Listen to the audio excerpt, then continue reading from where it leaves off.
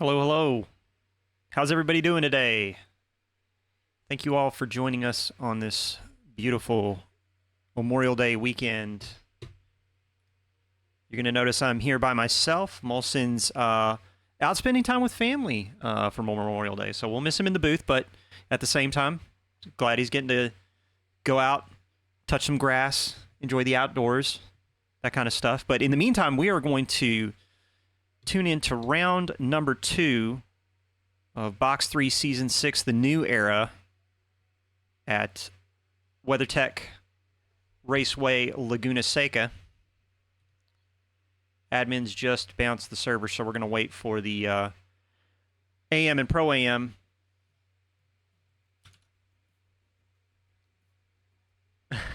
doing Molson stuff. How's it going? Hope everybody's doing well this Memorial Day.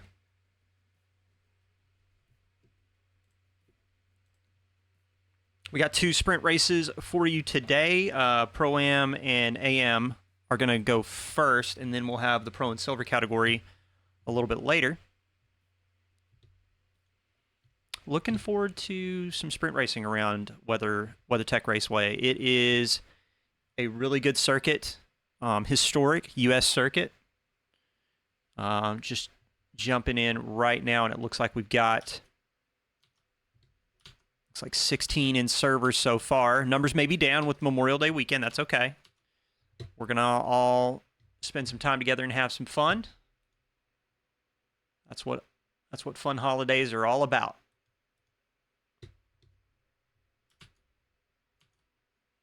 So let me get this switched over here for you all.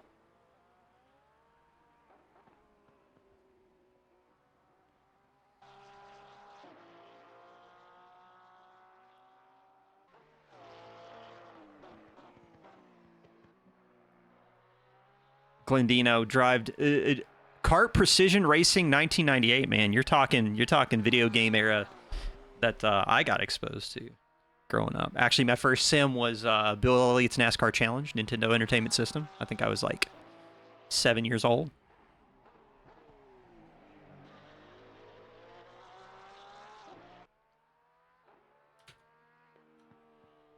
Looks like we're focused in on Ivan Zolotarev in the 555 for F1 memes in the Porsche, running the Mark II 992. One of the newer cars in the 1.9 patch. Zolotarev is a beast around here in the Porsche. The Porsche's strong at Laguna. Throwing low 23s in some of the sessions that I was watching earlier. It's going to be interesting to see how the Porsches do across both splits today. Just a quick audio check. Is the microphone and audio levels for the game coming across okay? Now, when we're on some of the wide shots, the engine noise will dip down, but if I switch over to something like, I don't know, let's turn off autopilot and do, let's do some onboard. So if I go to, let's go to onboard.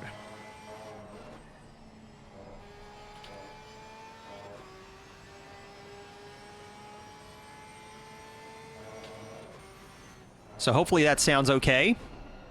Next session will start right now, actually. Game sounds really quiet. Let me see if I can turn it up a little bit for you.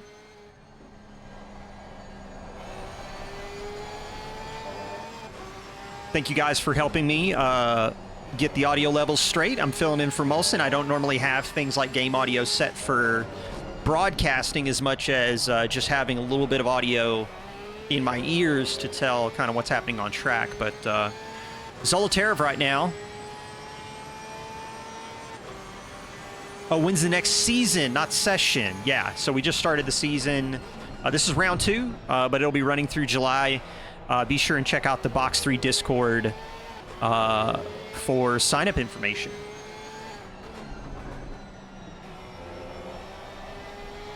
So if that audio is good, let's switch back over to audio or autopilot and see what it looks like on track. There we go. We'll get the leaderboard back up.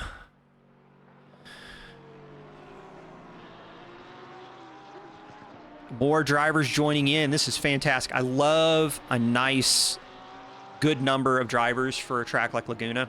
Smaller tracks, so usually over, I believe in real life, it's 28 or 30 pit boxes. So usually over that number, it starts to get really stressed, like when IMSA runs Laguna. That can be pretty hairy with multi-class, but...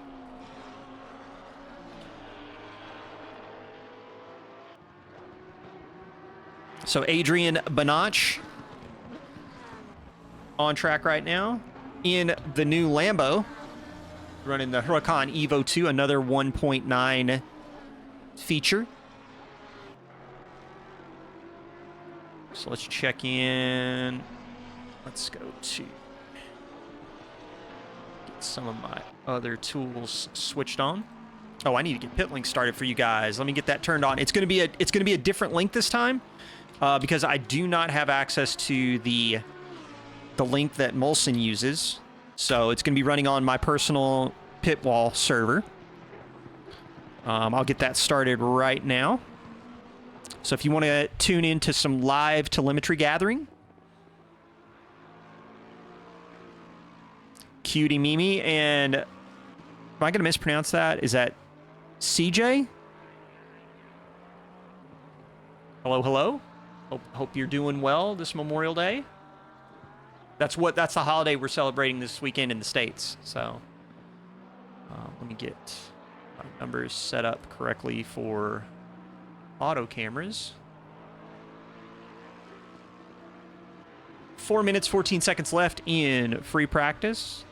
Looks like we're dealing with temperatures in the 19s, 19C in ambient, 21C on track. So temperatures are going to be pretty good for a race around Laguna. Tubes, how's it going? I'm doing great. I'm doing fantastic. Filling in for Molson. Normally I'm sitting second chair, just getting to enjoy the race alongside Adam and do a little bit of nerding out on pit wall, but going to be running the cams and the comms this round while he's out enjoying the upstate. So that is for fallen soldiers.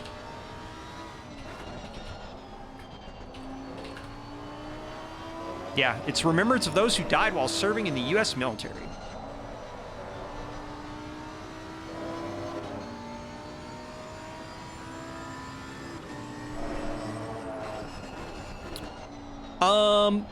That's a good question, Molson. Not entirely sure. I mean, California did get some record blizzards towards the latter half of wintertime, you know. Also, weather modeling is probably not what ACC is really known for, other than like rain. Autopilot just really wants to get a good shot of Adrian Banach sitting in that sand trap. So we're going to switch over to Bob Charlton in the 296. Just got a bit of a bop here in the latest update to 1.9. Let me actually pull up the patch notes from that. Might be good to talk about that a little bit while we're winding out free practice in the session start time, and then getting into a little bit more of the meat of the broadcast in qualifying. Let's get...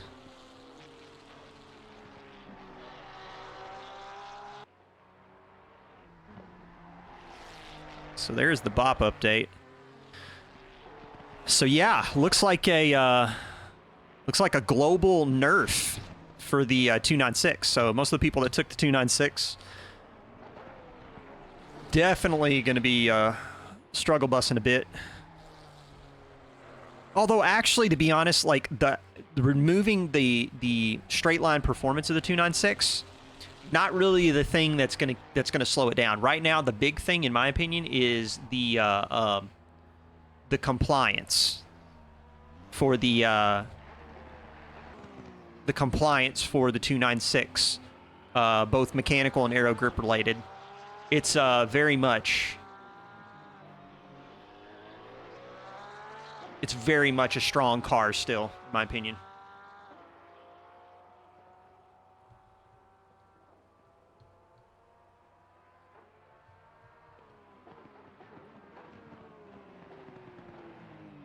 Yeah, I mean, that's the thing, is that the thing is I thought that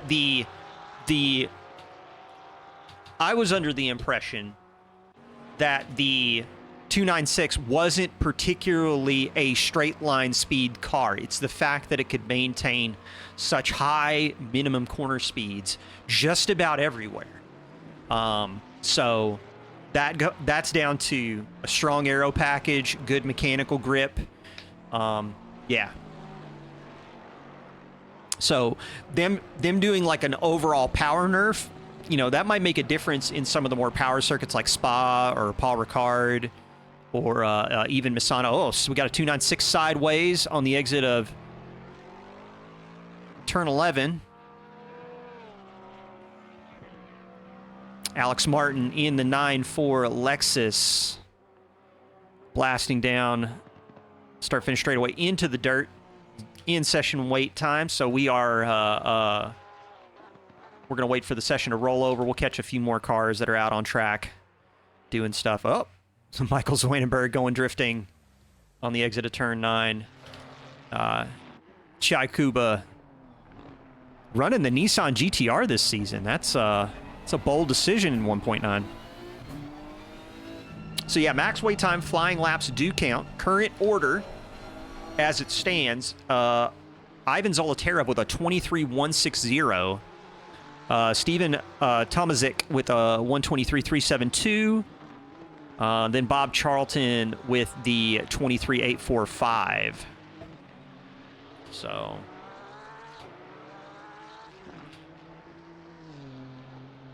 I should turn on manufacturers in ACC TV. I don't think I have that switched on, so let me go do that real quick so you guys can see more information.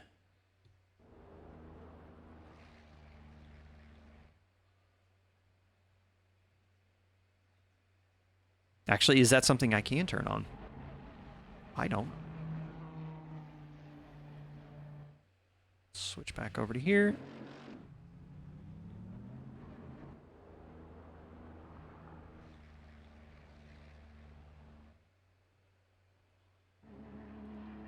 There we go. Manufacturer secondary data should be showing now. There we go. All right. So quali is going to get fired up, and we're going to have split quali between categories or classes. So I believe the AMs will go out first. Ah, thank you. It is Chi Kuba. Thank you so much. Appreciate it.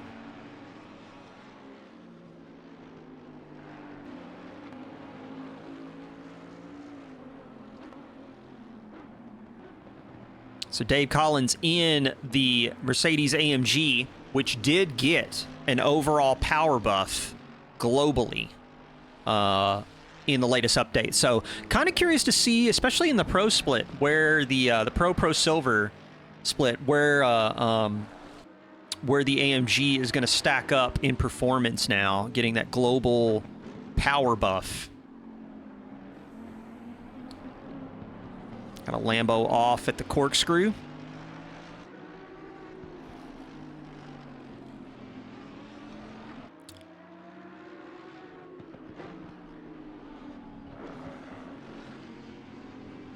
So Dave Collins backing it up a little bit. What we're going to do is we're actually going to turn off autopilot real quick. Let's ride on board. Let's do... Which one should we do? Should we do... cockpit?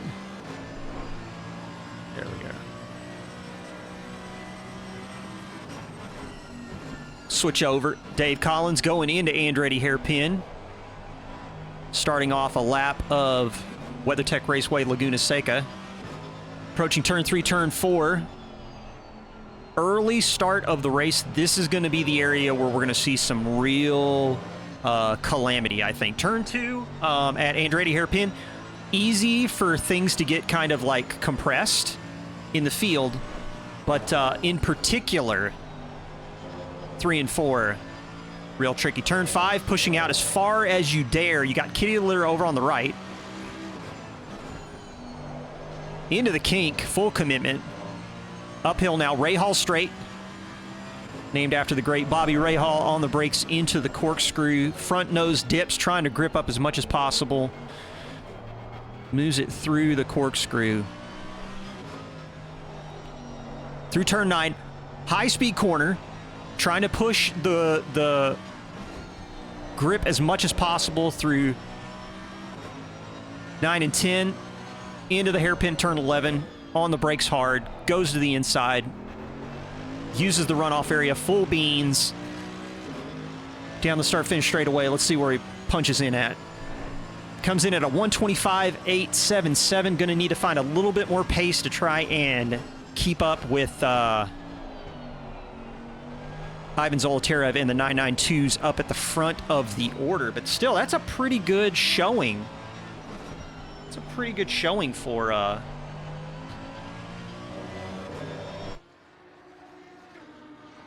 David Collins. Kind of curious where the track state is actually at right now.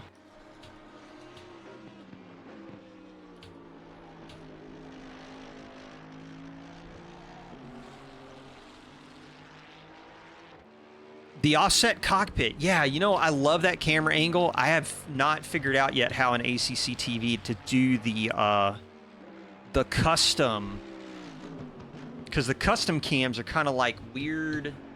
They're like very different from the normal broadcast ones. Actually, you know what? I can just do it with the buttons. I'm an idiot. Give me a sec. Let's see if I can do it. So if I do... Yeah. Well, that's the gyro. See, this is they replaced the offset dash, which was one of my favorite cameras, with this front splitter, which it's fine. Not my favorite camera in the world, but it's fine. So we got autopilot turned on. It is really interested in watching what David Collins is going to do, but we're going to tune in because Bruce Hopkins, who made out like a bandit in round 1, in the 296, turning some laps. Oh, by offset, do you mean the gyro cam? Yeah, the gyro cam, this one. I like this one. It does have some realism, but there was another like custom one that was really good. That was in like the default ACC setup where you're basically just like right on the passenger side of the dash looking over. I used to love that one for like battle cam presentation. As far as you guys enjoying my voice, I really appreciate it, but I'm telling you, man, it's just not the same without Molson in here. Just not the same.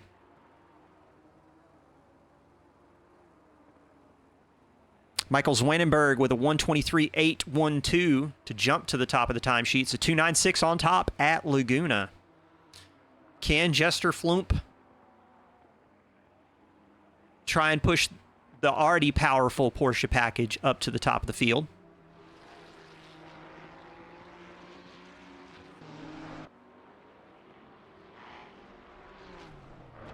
Bruce Hopkins again, 296 going into the corkscrew.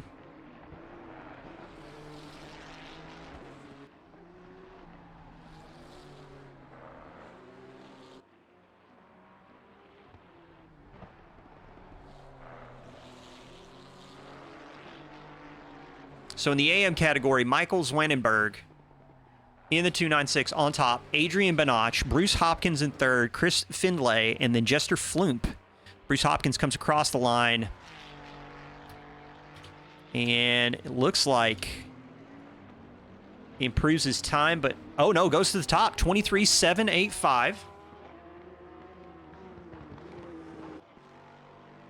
He's got 4 laps in, got a little bit of time, 2 minutes, 44 seconds left. Display lap times for the quali. Let me see if I can get that switched on for you.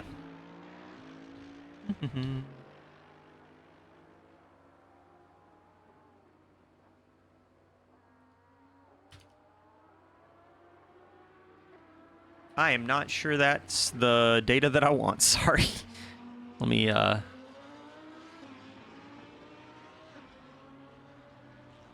session best? There we go. Does that work, Max? Apologies, I'm not as in tune with ACC TV from a control perspective as I am the default like ACC broadcast app. Let me get switched over to Chris Findlay, who's out on a flyer. Currently 2/10 off. Let's see here. We do not need to see...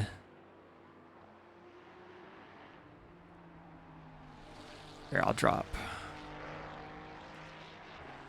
Personal bests. Thank you, sir. Thank you, sir. Molson jumping in here and giving me some intel on how to run this tool while I embarrass myself a little bit, but it's all right. Let me get the one thing I am noticing is that overlay for fastest lap is cutting over a little bit, so let me get that fixed. Give me 1 second, folks. Fixing this stuff real time like a real professional.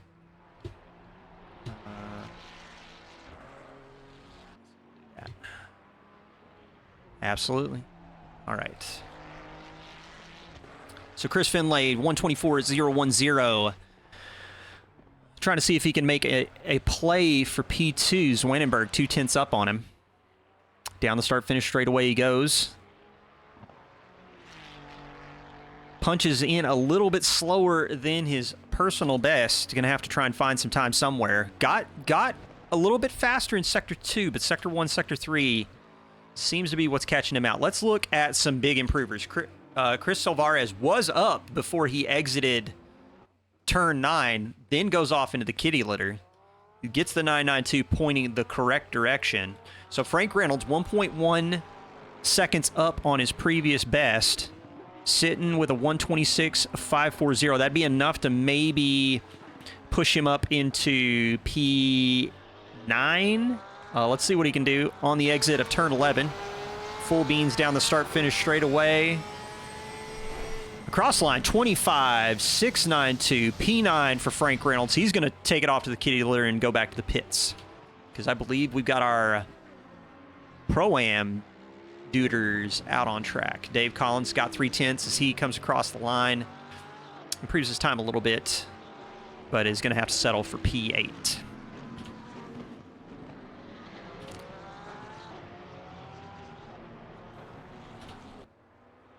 All right, let's turn off studio mode now. Let's go find us a silver driver out on track to follow along with. And again, thank you all for joining us on this Memorial Day as we are getting ready for the Pro-Am dudes to go out on track for qualifying at round 2. Box 3, Season 6, the new era. We're at WeatherTech Raceway, Laguna, Seca.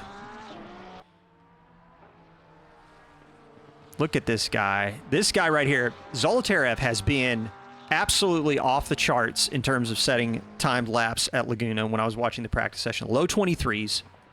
Really going to make a play for pole position. Real strong competitor right now.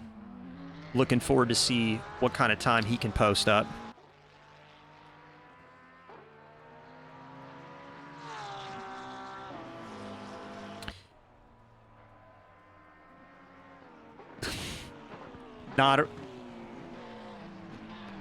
Yeah, absolutely. I'll be here and enjoy the time hanging out with the missus. Thank you for coming in with that little factoid about ACC TV. I really appreciate it. And yeah, enjoy touching some grass.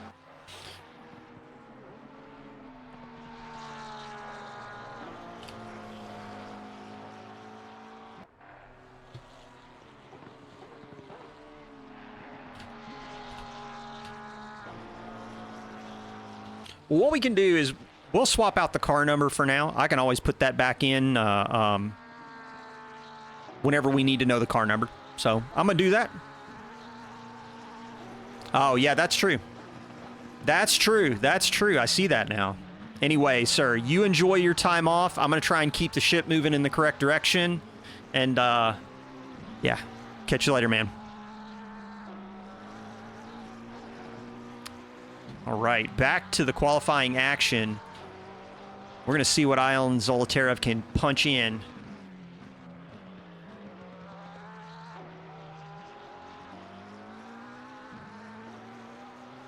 Ivan's going to come across the line, a 23.265 to get us set. Ivan Zolotarev.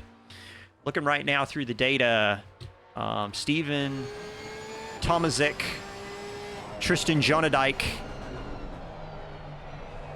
They're trying to get their times down and punch in above the AM drivers. Steven Tomazic did not set a fast time. He's going to have to go. He's going to have to go for it again.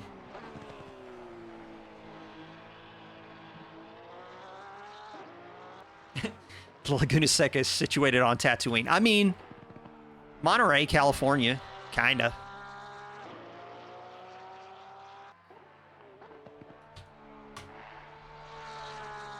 Steve Music is up 8/10 on his previous best. 24.487 is what he's sitting on. So he'll get into the 23s if he can convert this. Might be able to leapfrog Michael Zwijnenberg or Bruce Hopkins. Zolotarev is off track with the yellow flag. Not sure what's going on there.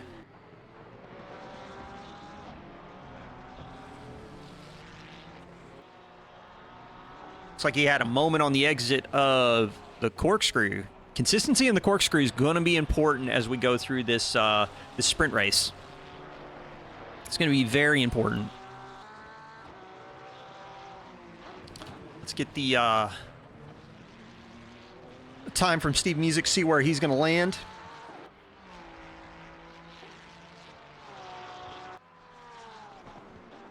Now, like I said, the pit wall link, a little bit different this week. If you want live timing action, be sure and check out my personal pit wall server. Steve Music, P2 with a 23.427. Ed Walsh in the newly updated, I believe, McLaren, running the Evo 1 package. If you're my boy Blue or any of the admins or in channel can confirm that for me. I believe the McLaren was allowed to be switched to because of the game update. Yeah, so the Evo 1, new package for the 1.9 update. Edward Walsh sitting on a 24.277. Let's look what he's up right now. A half second. Our resident Maka expert, Mr. Anthony Anderson, was talking about how it's a little bit more lively in 1.9.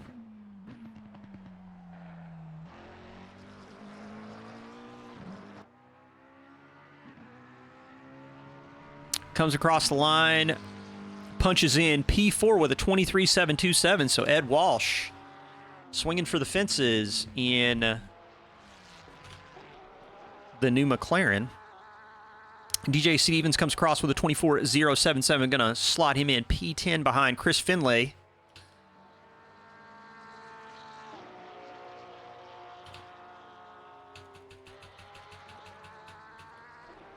And now Maria Kroichkova. That's another 992 driver. Losing a little bit of time. Yeah, drop down to about 2/10. That's not going to be enough to really punch inside the top 10, but might be able to leapfrog Alex Martin. Really has to find some time in Sector 3.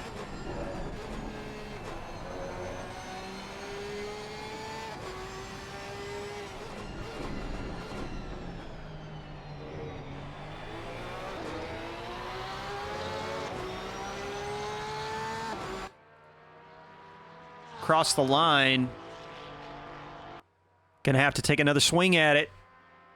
Just not quite enough. Steven Tomazic right now is on a flyer. Got enough time to maybe take pole position. Actually, he just dropped off just a hair. He's like right on the line. 5/10 advantage to Tomazic right now.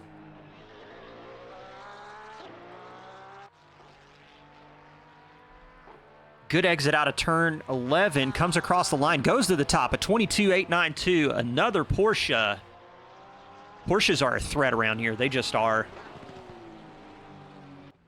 Tristan Jonadike's got 2/10.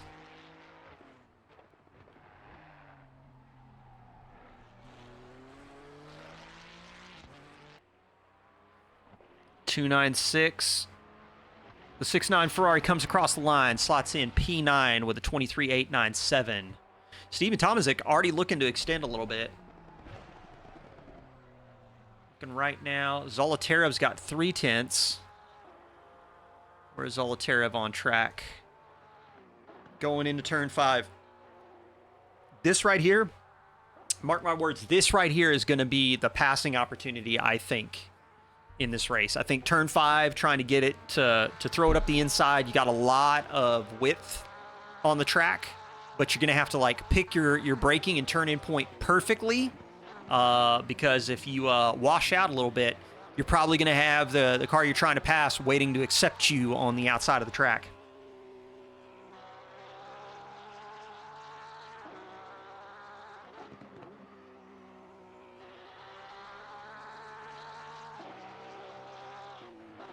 Tomazic into turn 11, lost all of his delta. He's going to have to take another shot at it if he wants to try and get pole position. Adam Willey, 3/10.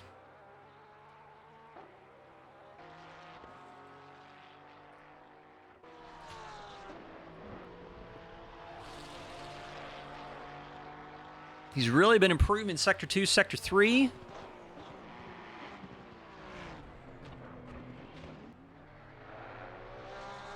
Kind of curious what Adam thinks of the 296 package now.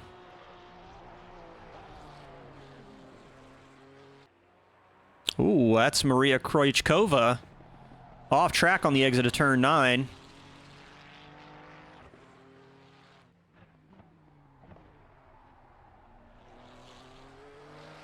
Exiting turn 11. Looked like a lower minimum corner speed than I would expect to see. 24.590 punches in P16 behind Alex Martin. Up towards the front, we've got Bob Charlton, another 296. We're in max wait time flying laps will count.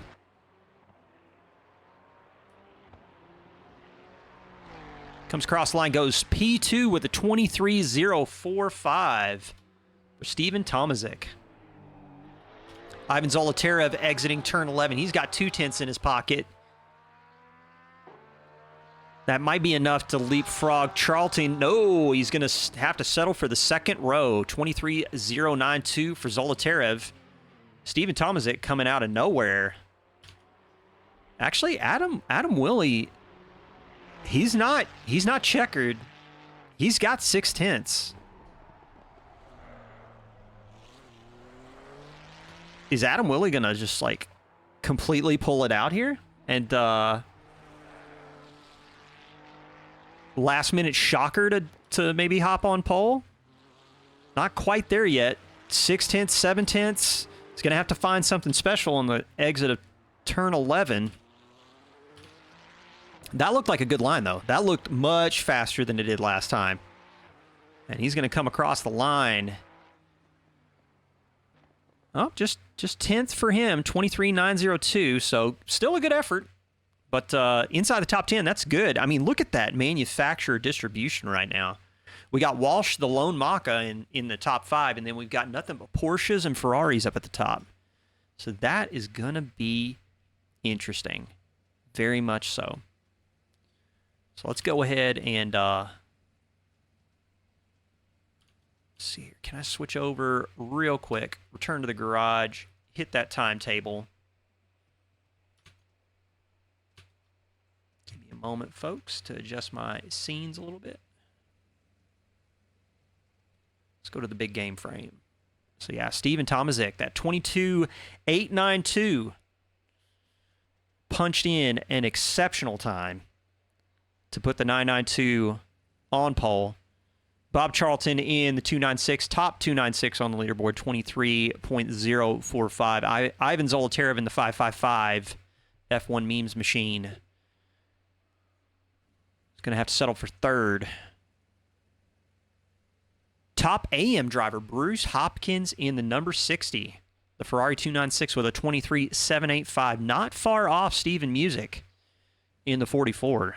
Only 4/10 separating them.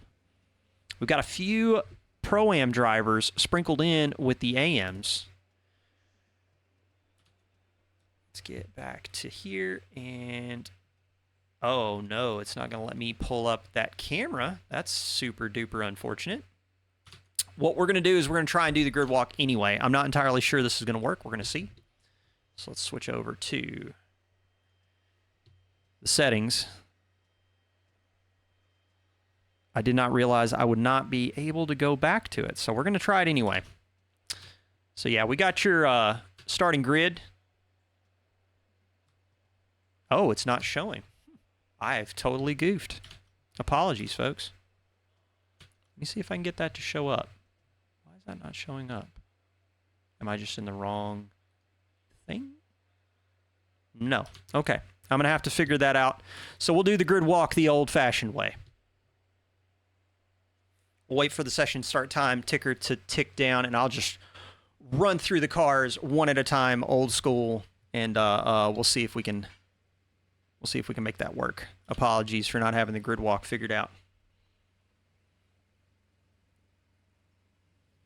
I had it tested before the stream. I feel like a goober now, so you guys will have to forgive me.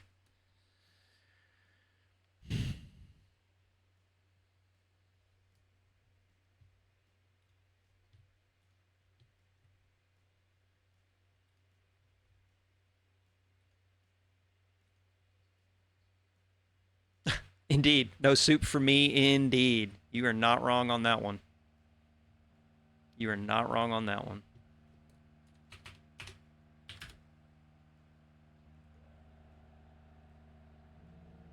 All right. Well, we're going to do this one. We're going to do this one the old-fashioned way. Hit that drive button.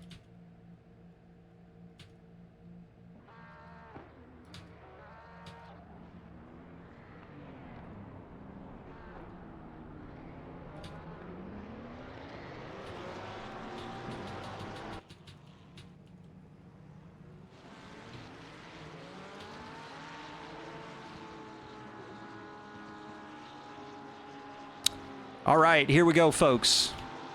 Let's see if we can do this. We got on pole position, we got Stephen Tomazik in the Row Your Boat, followed by Bob Charlton in the 153.296. He's going to try and make a move into turn one, see what he can do. We got Ivan Zoltarev in third position in the 555 F1 Memes Racing Team Porsche 992. Rob Hepburn in the red flag Porsche. Rob Hepburn very strong in this car. Interested to see what he can do. The new McLaren Evo 1 package, Edward Walsh in the number 19, followed by Steven Music in the Shit Show Racing Ferrari 296. We got Bruce Hopkins, Hunter Safety Orange Racing, podium winner in round one, followed by Michael Zwijnenberg in the Scuderia Ferrari 296. Tristan Jonadijk, another Ferrari 296. We're just going to do nothing but Ferraris from here on out.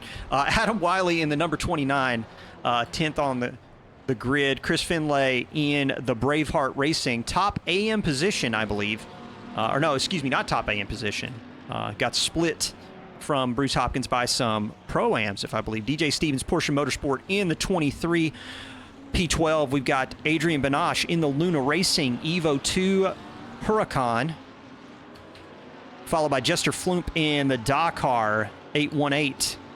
Maria Krojcova, Runta Racing in the number 14, followed by John Rulin Yitkows in the 318. Dave Collins, Noobs R Us, he's in the 17 AMG on track, followed by Frank Reynolds in the 333 Porsche 992. Kevin Silvarez in the 53 Porsche 911. Austin Phelps in the Lone Bentley on track. Chikuba in the Nissan GTR, 22nd on the grid. Austin Phelps in the, that's Austin Phelps in the Bentley. We got Alex Martin in the pits, as well as the Bosworth. And that is your grid. Let's switch back over. All right, thank you guys for kicking it with me old school as we get ready to start this race out. getting switched over to go green. 45 minutes at Laguna Seca already. We got some bumping and grinding between the F1 memes machine and one of the 296. I believe that's Bob Charlton into turn 2. Tomaszyk's got it covered, though. No shot.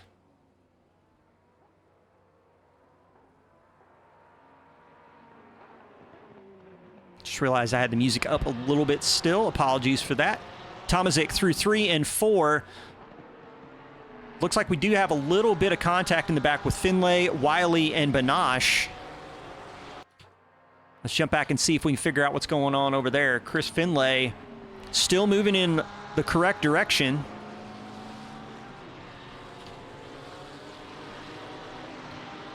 Might have dropped down the order a little bit. Huge pack as we get ready to go into the kink. Definitely going to have to take some conservative lines on lap 1. There is a penalty point system for Season 6. Big penalties for any oopsies on lap 1. Into the corkscrew. Track limits is kind of getting ignored a little bit, but by and large, I'm not seeing a lot of like deadly contact here. So Chris Finlay getting it straightened out. Dave Collins looks like he's mixing it up, but oh, he's got some front end damage. That's going to hurt. Wonder if he's going to... Not sure if he can take the pit stop early. He's diving in the pits for the repairs.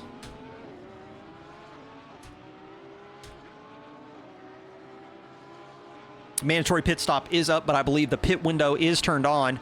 Big dive. I believe that's Adam Wiley on the inside. We also got the 34 Lamborghini of Adrian Banash trying to make a challenge on the exit of turn 2.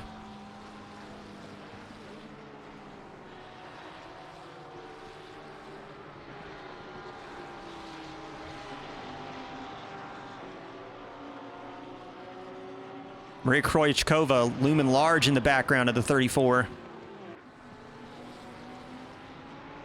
Exit of turn 5. Good exit from Maria. She's going to try and make a challenge into the kink. Doesn't look like it.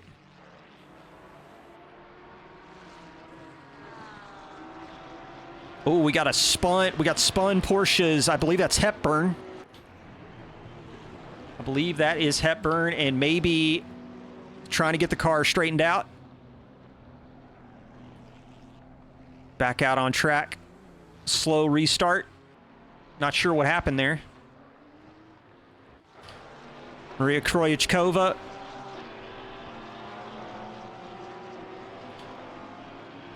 Lost a little bit of ground. All right. On board with the 34. Adrian Banash trying to find a way around Michael Zwanenberg. Car 17 disqualified for speeding in the pit lane. That is unfortunate. That would be David Collins.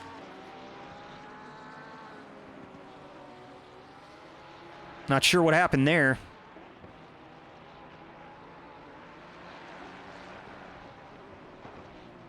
Not sure if Zwanenberg is going to be able to pull it off. Let's go take a look around and find... I mean, this really is the fight to watch. So what we're going to do is we're going to try and see if we can get a rear wing look at this. This is the fight to watch. Into the corkscrew. Braking distance of the Huracan just seems a little bit better than what Zwanenberg is able to do in the 296. Exit of the corkscrew. Zwanenberg is looking put together. Those lines look pretty spot on.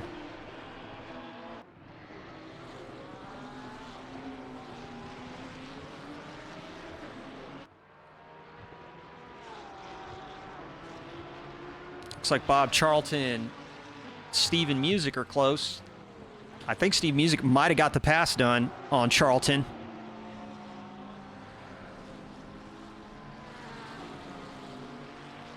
So Charlton now going to try and see if he can catch back up to Bruce Hopkins now.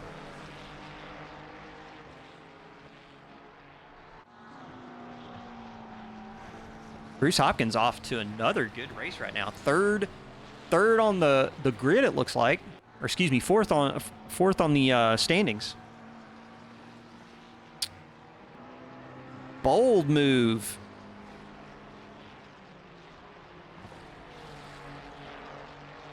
Bob Charlton throws it up the inside in the kink.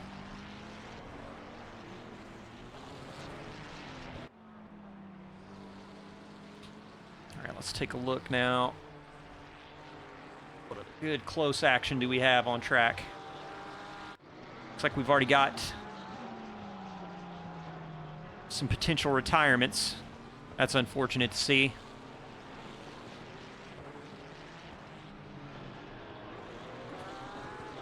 Chris Finlay looks like he's creeping up on the gearbox of Adam Willie. Rob Hepburn out of the pits after the pit stop. So mandatory pit stops are in effect. I wonder how many of the people that got involved in some early lap shenanigans decided to go in early and going to try and do a long run to the end. 45-minute sprint race. It is a recoverable option.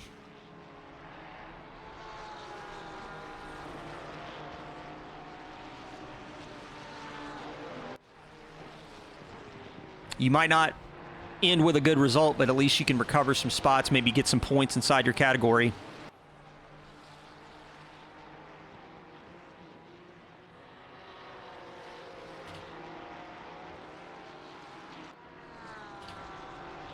Adrian Benosh, again, under threat from Maria Krojcikova, and she sweeps around the outside on the exit of Rahal, or down Rahal straight into the corkscrew.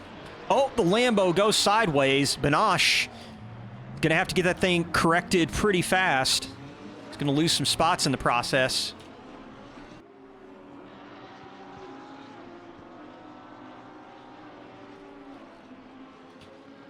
Oh, lap times with relatives. Yes, sir. Thank you very much. I got you on that one.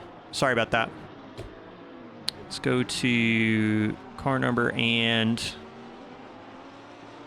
position delta. Oh, that's position delta. I need the relative. Let's do gaps. What I'm looking for? Yeah, there we go. Max, you're not annoying. I'm getting used to using ACC TV as like an active tool for like viewing, like presenting to you all. Normally, I'm just using it for like data to go into my eyeballs. So I see a completely different screen to you guys. And so for me, I've got that information. I don't have to click a button to make it appear. So anytime I can do that to give you guys a little bit more insight as to what's going on the track, just feel free to let me know. You're contractually obligated to apologize. Well, I'm from the South, so kind of like the same deal. So Benosh does get the car back on track. We're going to go to Kenny O'Connor, who's chasing down Chi Kuba. Another 296. The GTR through the kink. Looked like a better exit for Chi. Building a little bit of a gap on Kenny O'Connor. Bosworth with the yellow flag. Oh, no, there's contact in the corkscrew. And they're slow. Now, where they're positioned, they need to figure this out because they're blocking the entire track. Switch over to the Helicam. Cars are going to start moving. Chi Kuba and Kenny O'Connor are going to lose a little bit. Yeah, that was just... I don't know if it was late on the brakes or the draft pulled him in a little bit, but yeah, it just wasn't good. Back at the front of the race, Ivan Zolotarev trying to chase down Steven Tomazic.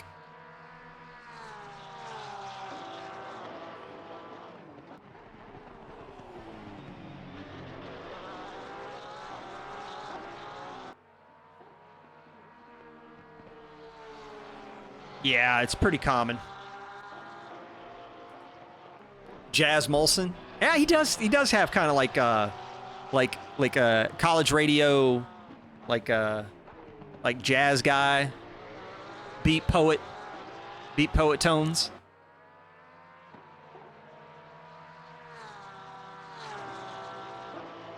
So Zolotarev comes across the line with a 23.875. So in terms of lap times, Tomazic does have about 5/10 right now.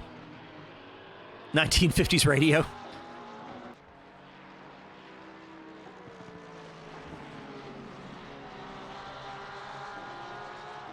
I don't know. He doesn't strike me as a Walter Cronkite type, and like the era of like news radio when I grew up was like basically like very like over enunciated like anchors and stuff. Beat poet tones. Yeah, that would be a good name for an album. Oh no, Tomazic loses it on the exit of the kink. Does look like he's able to get it back on track before Walsh can get to him at the corkscrew. He's going to have a bit of a recovery there, but Ivan Zolotarev in the 5.55 just keeping it cool and consistent. Now in the lead of this race and has about a 7-second gap on Ivan Zolotarev. Or no, excuse me, has about a 7-second gap on Tomazic. So Zolotarev now in front and in command of this race. Tomazic's going to have to hit the reset button and just try and get himself put together. Very wide on the exit of turn 11. I wonder if he's got some jitters after having that moment.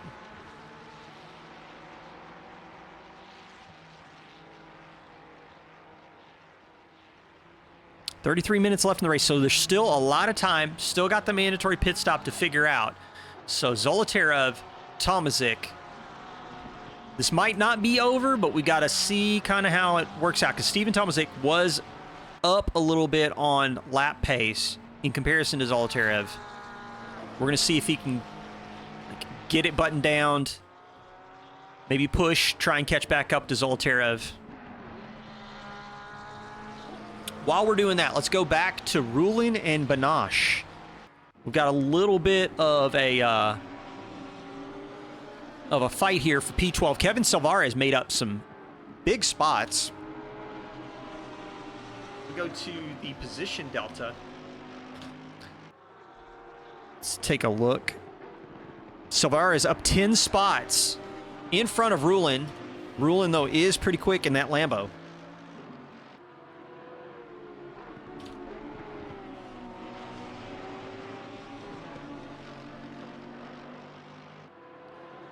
I mean, for me in particular, I feel like if you can't drive consistently, you can't drive fast.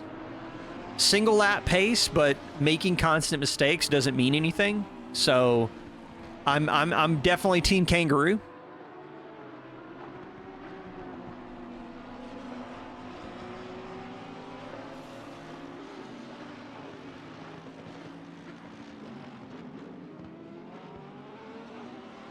Someone sees it my way.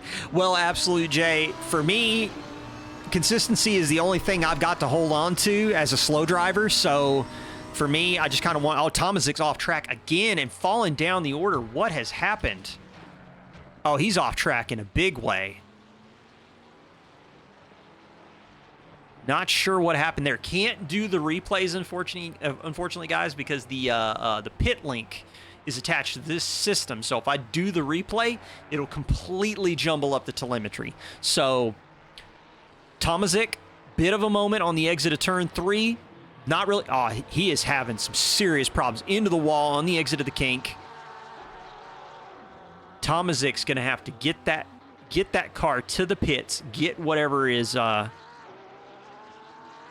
If I could race with anyone's mom, who would it be? That's a good question. Yeah, he's got to have some... Well, I mean, definitely. I mean, we've seen him touch 2 walls. We know at least one of them was a decent enough shot. So, can you go to his dash? Absolutely, I can. Give me a sec. Switch over to it. Let's go to...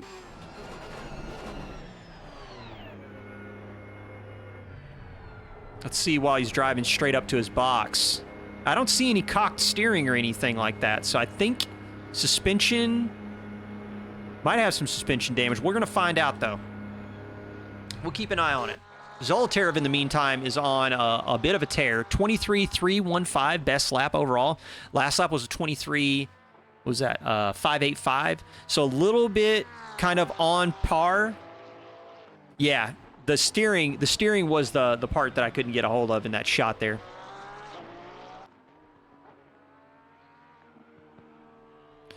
Oh, I'm sure it is, man. I'm sure it is.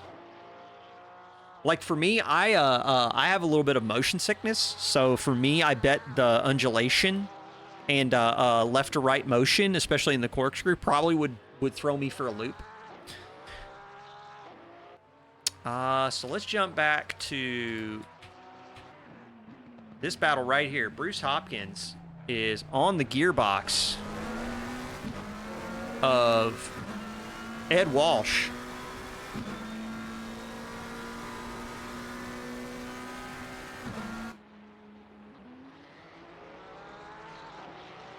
We also got the 44 of Steven Music looming large in the background of this fight, wanting to pick up the table scraps of whatever ends up happening here.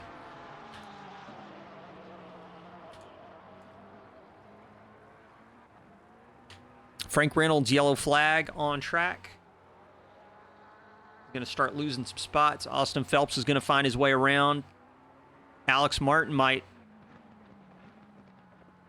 No, it looks like Frank Reynolds does get the car going back in the correct direction. So Zolotarev, Walsh, Hopkins are your top three right now. Hopkins sitting on top of the AM class with Finlay back in P6. So Bruce Hopkins got a bit of a buffer. Finlay's got a buffer to Michael Zwanenberg. DJ Stevens in the 23. Sitting between GTR off the track at the corkscrew. That's Chikuba.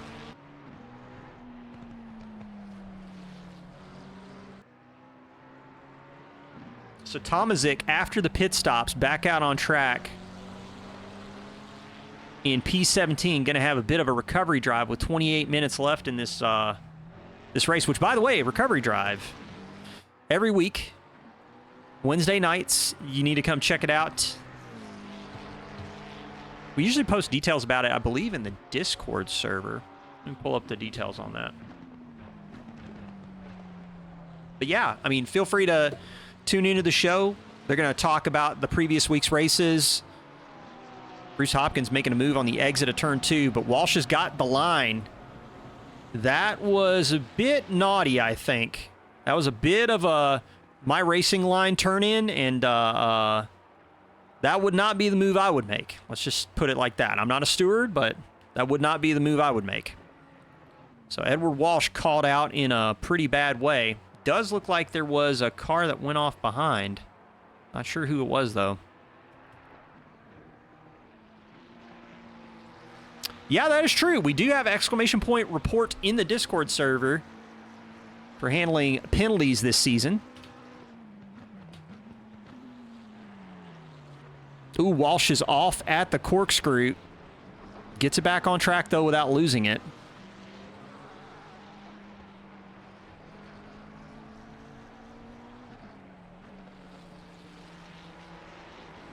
At that point, both cars, in my opinion, were entitled to have space on the track, so I'm not entirely sure how they're going to have to figure out their way through the corner, but they need to figure out their way through the corner without knocking each other off track. But, you know, it happens sometimes.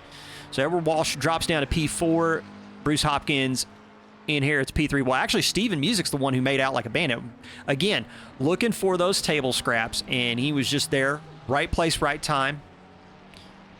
Bruce Hopkins is gaining on Steven Music, though. Let's switch over and take a peek at that, actually. So if I go over to my Delta chart here, that is the closest fight right now, so let's jump on board with Steven Music. In the 44.296, exiting turn 5 on his way up to the kink.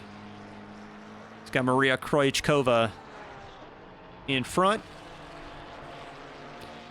One thing I don't understand is why did they add the aero rod on the 296, or the aero sensor on top? That little tube that sticks out of the top. Don't get me wrong. The 296 is a beautiful car, but that like aero sensor is stupid.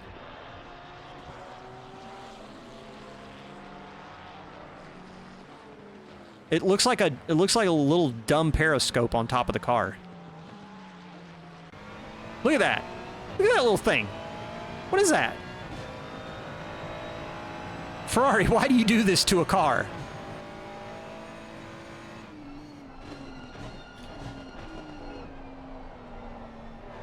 So Zolotarev, 23.347, best lap. Losing a little bit of pace to Steven Music, a little bit of pace relative to Bruce Hopkins. But the thing is that Zolotarev is being consistent and not making the same mistakes as his competitors on track, and that's why he's able to maintain the gap that he's got going right now.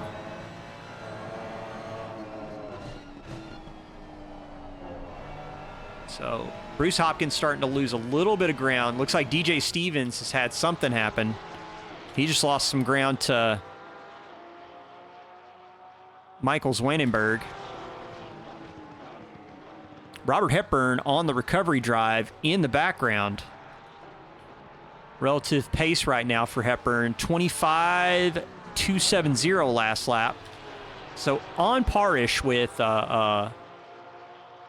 DJ Stevens. Zwanenberg a little bit quicker. He is entitled to unlap himself.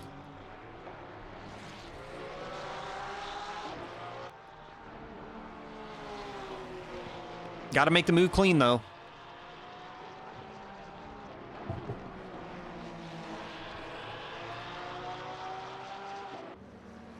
$23 minutes, 36 seconds left in round 2, season 6, the new era of Box 3 Motorsports. I'm Whelpcakes. We're at WeatherTech Raceway Laguna Seca. Finishing off the 45-minute sprint race.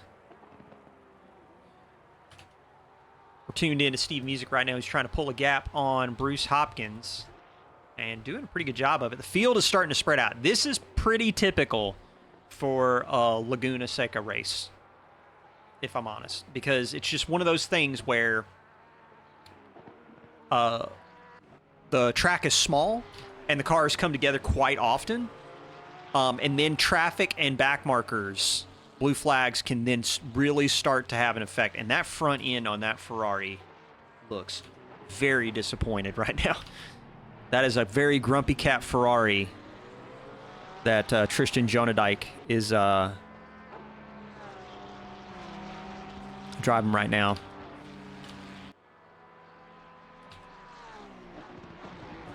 So pit stops are starting to happen.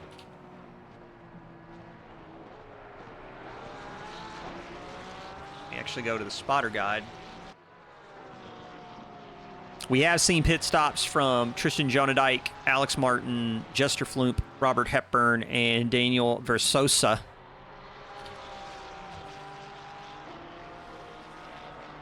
Don't forget the sponsor plugs and prizes. Absolutely.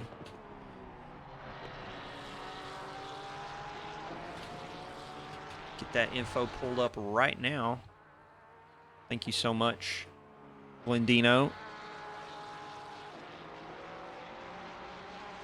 Season 6, the new era of Box 3 Motorsports, is brought to you by Next Level Racing. We do have surprises on offer from Next Level Racing and SimTrack USA. HF8 haptic feedback system and a custom dashboard from SimTrack are on offer this season.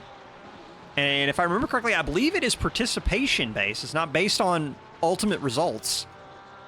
It's a participation award, which is, I think, good for North American leagues. It keeps the numbers up. Very good. Make sure that we have good competitive racing throughout the season, which I think everybody wants to find out who's the best and the fastest, but at the same time, too, people want to have a good season throughout.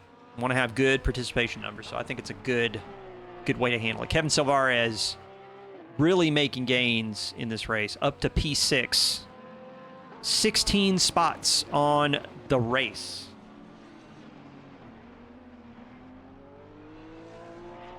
I'm not entirely sure. There are rules and regs on the SimGrid site.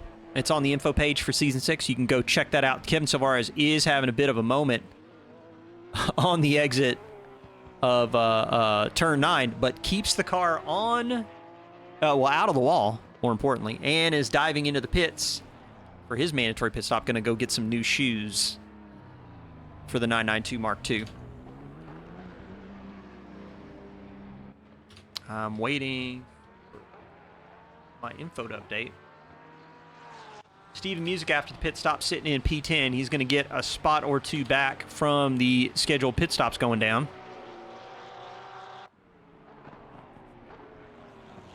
Zolotarev is going to head into the pits now as well. Oh, Diesel TV, Diesel on Twitch TV not having refueling work in his pit stop setup. That is unfortunate, sir. Very sad to hear that.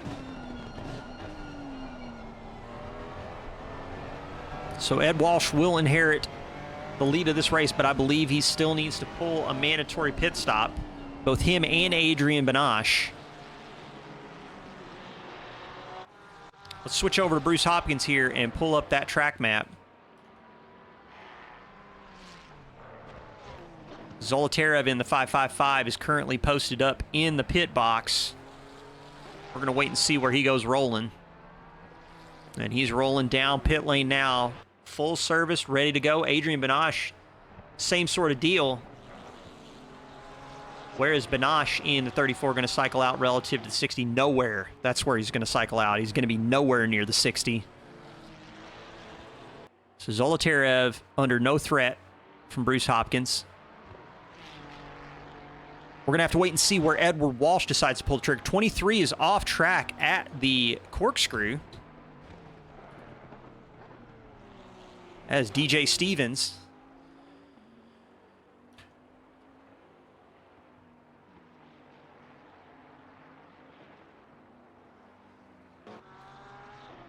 Your race leader, Edward Walsh, right now, running long, going to try that overcut here at Laguna. Has an off on the exit of turn 11, going to lose some speed down the start-finish straightaway. Comes across the line, off the pace from normal.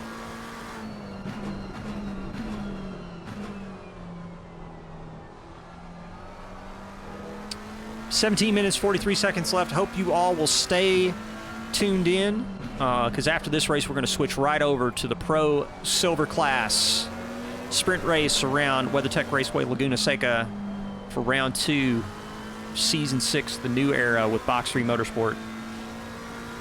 Edward Walsh in the new Evo 1 720S.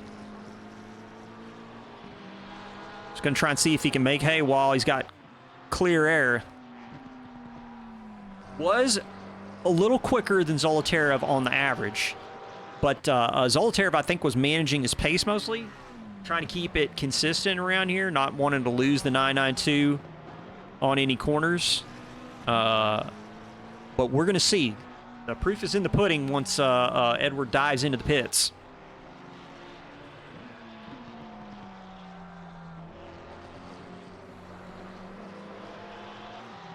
And here he goes into the pits now. So let's switch over to Zolotarev. Pulling up that track map again to get ourselves a little bit of a delta. So up Rahal Straight right now into the corkscrew as the 19 pulls into the pit stall and is up on the jacks, getting serviced for the mandatory pit stop of this race with 16 minutes, 17 seconds left. I don't think he's got it. Zolotarev's just exiting turn 9 right now into turn 10. I'm thinking he's got it. Like, I'm thinking Zolotarev's got this comfortably. Yeah, no shot. Absolutely no shot. Zolotarev's going to hop back into the lead of this race. Bruce Hopkins, in the meantime, into the corkscrew.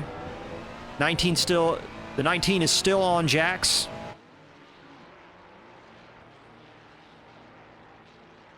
Hopkins and Charlton going to get around the 19. 19 had a horrendously long pit stop. I'm going to have to go take a look and figure out what happened there. That seems like a really long pit stop. Let's see if I can jump over in a pit wall and tell you guys what's what.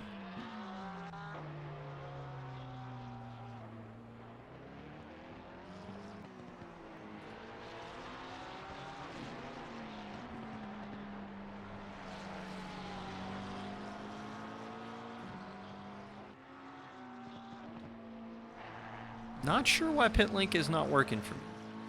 Let's try this again.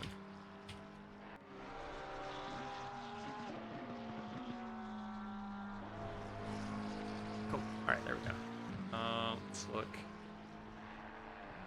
at Walsh.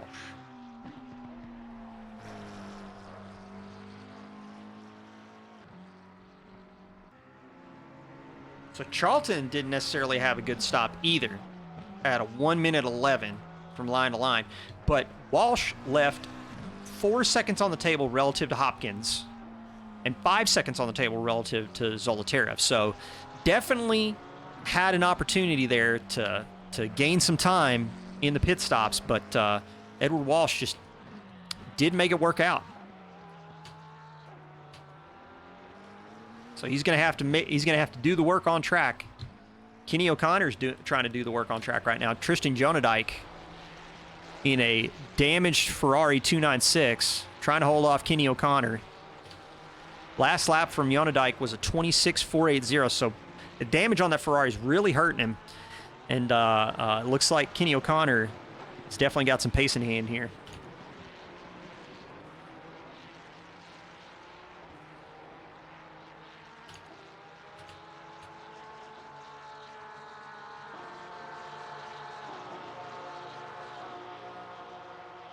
Oh, Kenny O'Connor just clanks the exit curbing at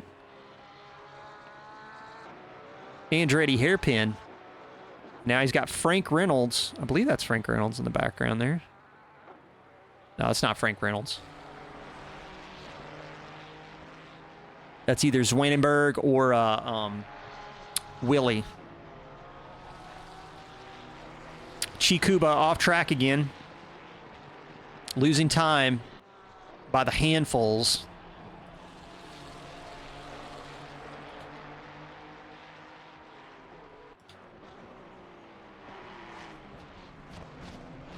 Kenny O'Connor's Ferrari 296 has had some bumps and dings.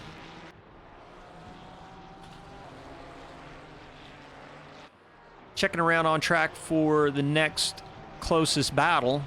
We still have 22 in server. Steven Tomazic trying to recover. Off track at turn 9. Got to try and find his way around DJ Steven.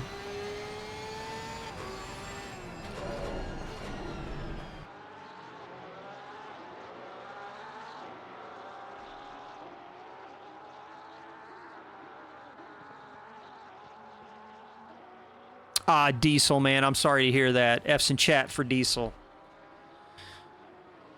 Laguna's tough, man. It is one of the tougher racetracks in ACC, in my opinion.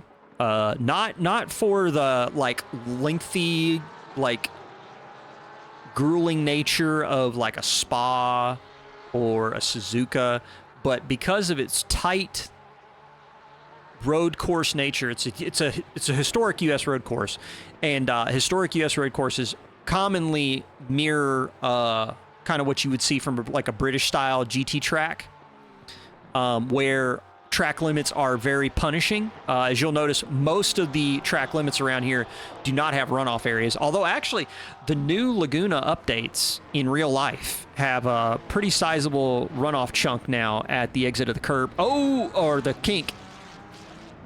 One of the Ferraris come together with a Porsche, it looked like. That was a heck of a shunt. Tomazic's going to make out like a bandit from that. Just had to navigate through that accident. It's going to move up into P10 now. So Tomazic really trying to recover as many points as he can. As we have another car, I believe, that just dropped.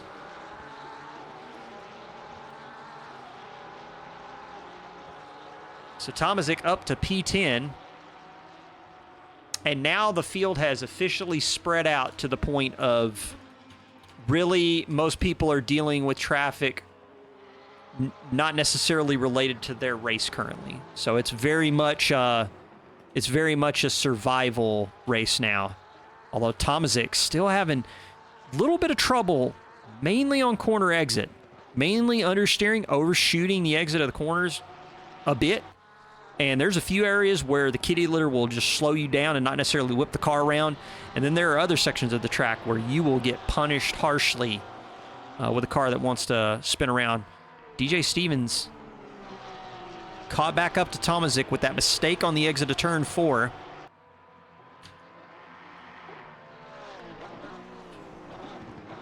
Let's actually go over to DJ Stevens' point of view. Let's get that bonnet cam view as he's trying to chase down Steven Tomazic, who catches a little bit of the inside curb on the exit of turn 9 into turn 10. Smooth lines. Ooh, Frank Reynolds, Kenny O'Connor. That battle's starting to pick up. Let's switch over to that one. So Frank Reynolds, Kenny O'Connor. Frank Reynolds in the number 3 does find his way around Kenny O'Connor. Kenny immediately moves over to the inside line, under braking into the Andretti hairpin, but really nowhere offline into the marbles. That's going to reduce cornering traction for Kenny O'Connor.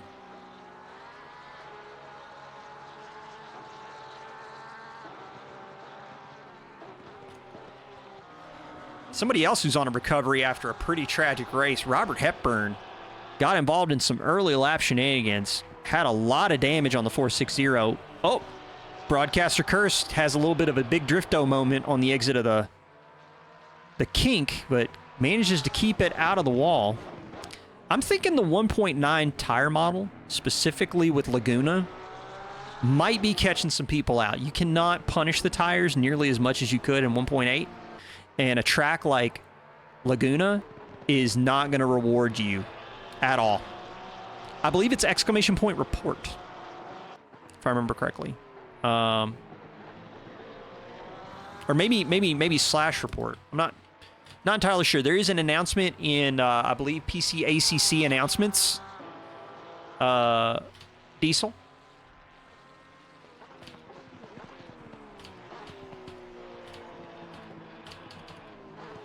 So Hepburn on the recovery drive. Phelps is now off track. Loses a place to Jester Floomp. Let's go tune in to Mr. Floomp. We haven't seen a lot of Mr. Floomp in this race. In the 818.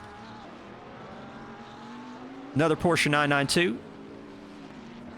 Taking the scenic route in turn 9.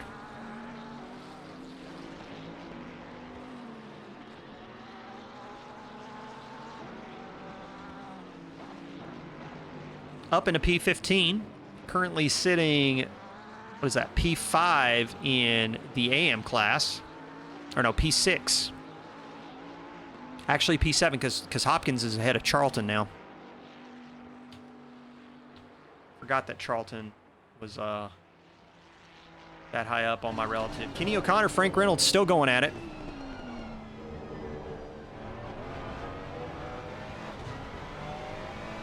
Frank Reynolds in the number 3 having a bit of a moment on the exit of the corkscrew. Kenny O'Connor also having some traction issues on the exit of turn 9. These guys are really pushing beyond the limits of what the cars can do, I think, in an attempt to try and jockey for position. And you got to hand it off to these guys. They're fighting for P19, and they're fighting for it like it's a race win. Totally appreciate that. Mad respect. 6 minutes, 9 seconds left. Round 2. WeatherTech Raceway, Laguna Seca. Again, Kenny O'Connor too tight on the exit of Andretti and just smashes that inside curb. Ooh, the number 3 is off track. Kenny O'Connor in the 428. Takes to the outside, finds his way around, and moves up into P19. Alex Martin's going to nab P20 from Frank Reynolds while he's trying to get the car back in the correct direction. Adrian Vanache, another one of the top cars in qualifying, having a bit of a recovery race in the 34. Sticking with it, though. Looks on tap for a P4 finish. Has a moment in the corkscrew. I think if he can get it straight, he might be able to get out in front of Kevin Silvarez, who's now in the background, as is, I believe that is Alex Martin.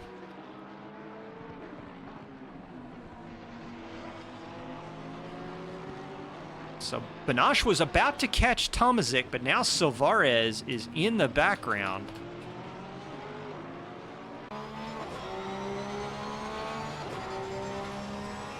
From the helmet cam with the 53, up 9 spots on the day, 4/10 down.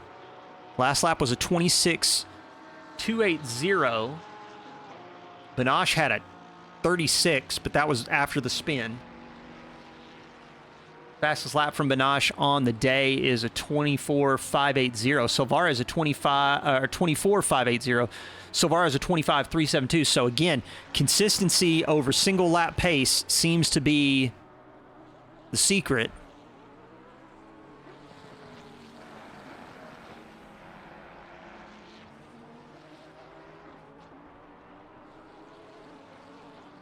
Kevin Silvarez in front of Alex Martin. Not racing for position at all.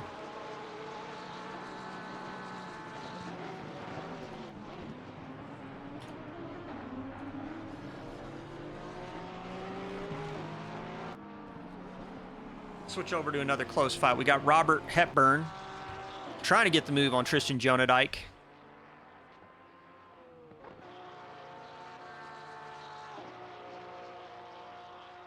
Taking the conservative line through Andretti.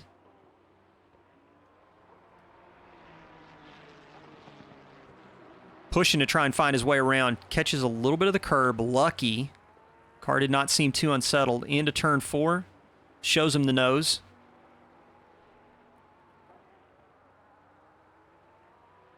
Tristan has a bit of a wide exit, but manages to stay in front.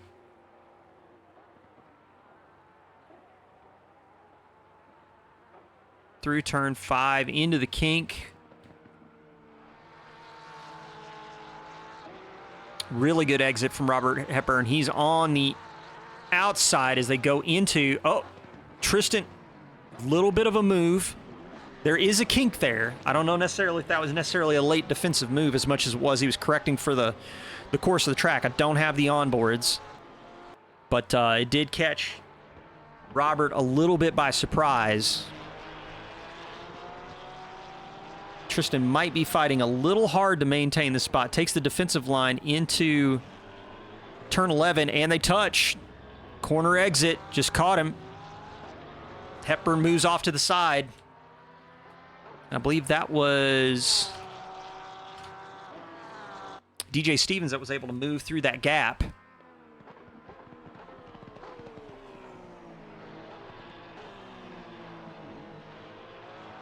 Oh, Steven Music is pretty close to Chris Finlay. Well, he was. Let's see if we can catch whatever. Steven Music just watches as Finlay loses the rear end on the exit of the corkscrew. Yeah, it's an awfully slow corner exit. I mean, the big thing is that, you know, rule of thumb, don't hit what you can see. I know it's easier said than done. I'm just saying. What's up? What's up, Trevor? How are you doing, sir? Hope you're doing well.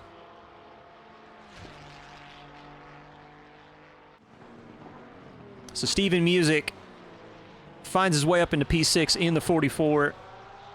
1 minute, 3 seconds left in the race. This man right here, Ivan Zolotarev, just been keeping it clinical.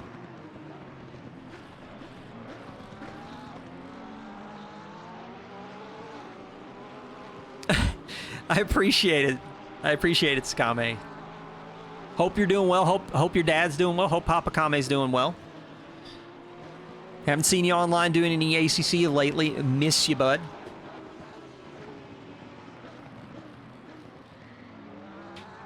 Probably been busy with school. If so, keep up the good work. Zolotarev is going to come across the line. White flag conditions. Tristan Jonadike. We're going to jump in real quick and check in on that. 5/10 between him and Alex Martin. Although these guys are not necessarily racing for class at all. Oh, yeah. Yeah. Papa Kame is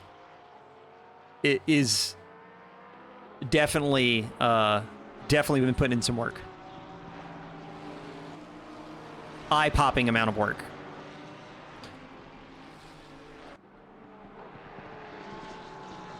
And the pace shows, for real. So Tristan losing ground. I mean, he's kind of fluctuating with Alex a little bit. They're not racing for class necessarily.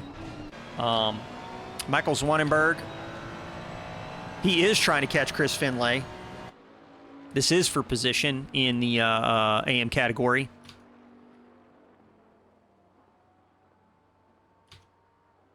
Not sure if he's going to be able to get the move done. Into turn 4. Staying in the wake. Trying to catch him. I think turn 5 is going to be the place where Zwanenberg's going to have to throw it up the inside, see what he can do. Shows him the nose. A little too far, though, unfortunately. A little too far. In the meantime, race winner Ivan Zolotarev in the 555, the F1 memes machine, takes the win. Bruce Hopkins is going to get another podium. Top AM spot, we've got Bob Charlton in third. Edward Walsh going to come across the line in fourth. The lone McLaren. Adam Willey. What a drive from him. Up 5 spots to finish P5. Steven Music going to come across the line in the 44. Didn't gain or lose any spots. Chris Finlay going to take P2 in the AM category if he can stay in front of Michael Zwanenberg. And it does look like with that exit, that's a done dizzle. Chris Finlay, P7. Michael Zwanenberg is going to come across the line. P8. DJ Stevens. He's lining up to come across the line. P9. Oh, Tristan, I'm so sorry about that. But good on you for if you finish the race. DJ Stevens, P9. Steven Tomaszyk's going to have to recover P10 and going to have to take that home if he can. Actually, Kevin Silvares is already checkered, so all Tomaszych needs to do is cross the finish line. Yeah, tough luck indeed. Tough luck indeed, man. And with Steven Tomaszych coming across the line, we are done here. Round 2 for the Pro AM split is in the books. Let's switch over to the game screen, the big game frame, while we are. There is your finishing order. Going to return to the garage real quick and pull up the timetables. Ivan Zolotarev in the 555. What a finish from him. Definitely kept it more consistent. Had moments in quali where I thought he was really going to make a push for pole, but had consistency troubles. I don't know if he went into the pits, did a setup change or what, but definitely was more the picture of perfection in the race conditions, and it showed. Definitely showed for Ivan Zolotarev. Bruce Hopkins, bit of a moment between him and Edward Walsh. Not sure how that's going to play out with the stewards, but P2 for the overall and top AM finish for Bruce Hopkins. So good result for him. Bob Charlton in the 153 finishes out the podium. Good race for him. AM finishers, we got Bruce Hopkins, of course, on top with Chris Finlay and Michael Zwanenberg are your podium finishers in the AM class. Kevin Silvares was a beast in the 53 today. I think that's probably going to be my drive of the day for sure. Because, I mean, in terms of position gained, Silvares is up 11 spots on the race. So quali to P22, or excuse me, yeah, P22 finished P11. So big result for Kevin Silvares in the 53. But we're gonna call it here on the Pro AM split. Let's get switched over to the Control 2 cam. Hey, how's everybody doing? So let me get set up to switch over to the next race. Get that started. Give me a moment. It's going take a minute. Close that out. Get this guy set up over here. Cat. Yep. That is Ferguson. The big boy. Please pet Cat.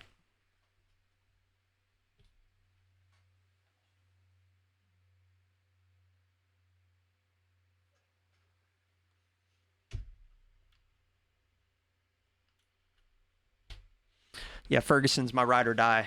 My ride or die cat.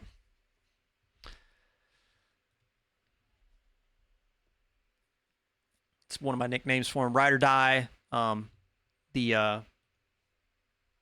He's also the sidecar kitty. No other commentators today, Vatic. So it's just me. Molson's taking the week off with the missus, gone hiking, going outside, getting to see some sky, touch some grass, the good stuff. So it's me in the booth for today, and I hope that's okay. I'm going to get the camera switched over in just a moment, folks. Just getting the other PC set up. Switch over to the in-game. Get you guys some drive cam footage.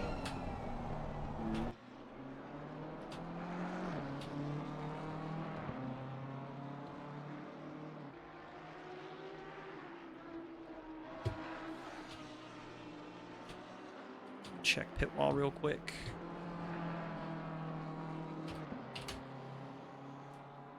Outside, what is this place? I mean, you can go outside and touch some grass sometimes, so.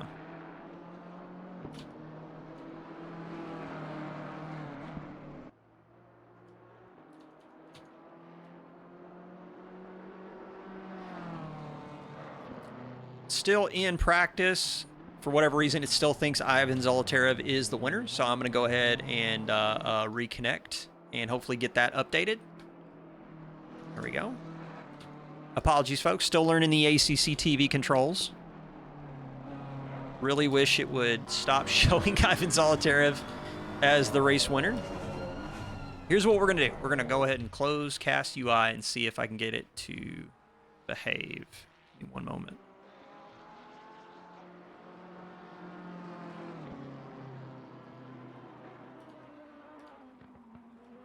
No. Okay, so we're just going to go ahead and disconnect and close ACC TV and see if I can get it to refresh that way. Apologies, folks.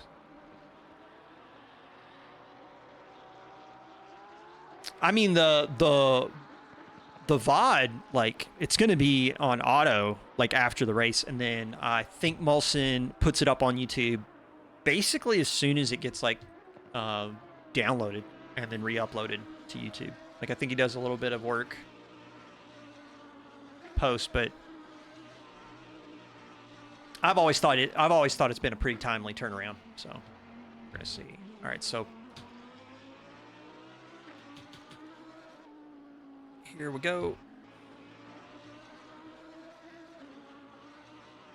Switch over to this camera. No, you're not getting any of the ACC source. ACC TV sources. I am having a tough time switching over to another server and leaving ACC TV connected. I'm not entirely sure why that is.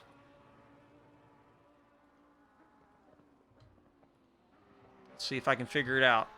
Apologies again, folks, while we're trying to get this sorted out.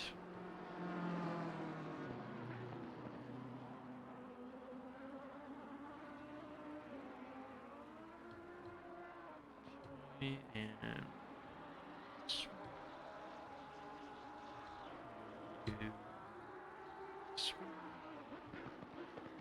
okay, that looks like that's up and functional now. Switch over to the in-game camera, and all looks well.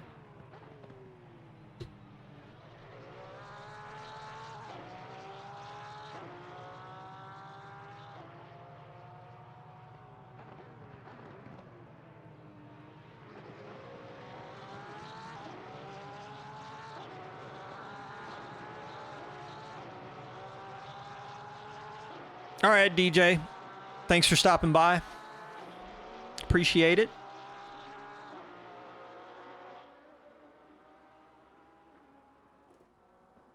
So we are tuned in to the Pro Silver class as they are starting qualifying now. So the Silver class drivers... Wait a minute, did I miss something? Is this quali? Did we just finish quali and not practice? I think we just finished quali, not practice. Sorry about that, folks. Let me check and see just to make sure I understand.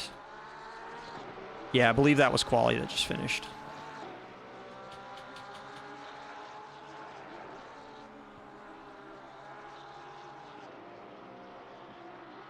Yep, we'll get the more information about the starting order when we switch over to the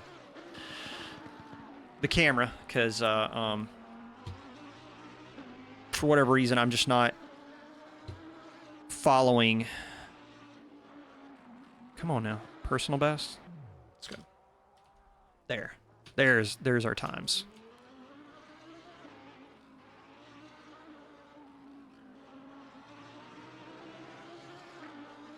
Okay, Blue Wolf. That makes sense. I thought that that was just kind of a condition for the endurance format of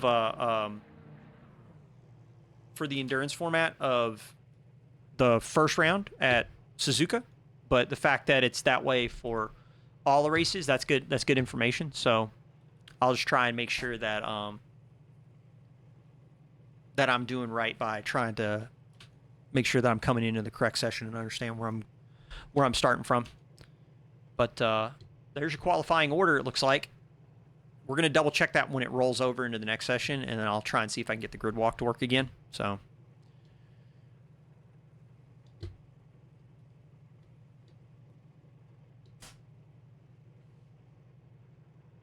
we're just waiting for the session start time to roll over. Francisco Mendel with a 21.967, looks like top of the timesheets, with Charlie Booth in the 46. Jarrett Skinner up in the top three with a 22.095. Anthony Anderson in the Lambo with a 22.195. And then B. Fife with the 22.577 to be top of AM in 5th overall. That's pretty good. Gasolina in 6th. We got John Gray in the 14 and 7th. Matt Damon with a 22.312 and 8. That was I believe that was the race winner from round 1. Dimitri Othwal with a 22.332 in 9th. All right, cool. Let's see if we can get this grid walk thing figured out. So if I switch over to here, we're going to do a start on that. Hopefully you all can see that now. The filter is busted, but there we go. Let me see if I can throw a filter on this real quick. I don't know why the color filter stopped working, but we'll try. See if we can do that. Solving this problem in real time like a real professional. Is that it? Kinda. Pro streamer comedy. All right. Yes, the Matt Damon, the one and only. You heard it here first.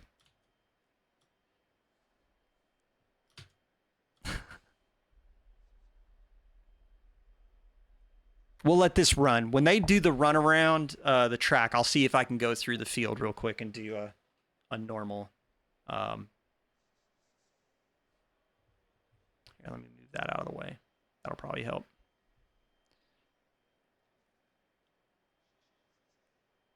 At least we're getting to see some of the liveries, which is kind of cool.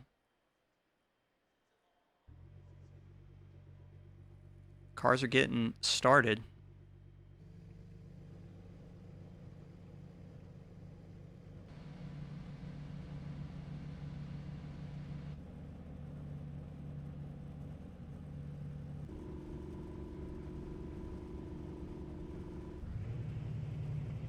Heart's beating? Well, good for you, my man. Good for you. I believe Tobias is in here. Yeah. Matt Damon in the Team America voice. You're not wrong. All right, so. All right, we'll give this a shot. See what we can do. Let's switch over to. We're going to turn that off, turn this back on. Scenes will switch over to the game frame. Transition this bad boy over to that. I'll turn on the broadcast tower, and we will give this a shot and see what we can do. Let's go to the front of the field. Francisco Mendel in the SRB Eupert, the 666 Porsche 992 on pole position. We've got Charlie Booth in the I don't know anymore, the New Zealander, followed by Jarrett Skinner, Roadrunner Racing in the 296. Anthony Anderson in the Lambo Evo 2 in P4. Gasolina, which I believe was P6, and the Dynamic GT Huber Racing Porsche. We've got Brandon Pfeiffer in the 5 GT Lambo. He was P5 in the overall. John Gray in the JMS Motorsport Aston Martin. Lone Aston Martin, I think, in the field. Matt Damon in the Lamborghini Evo 2 BASF Racing 122.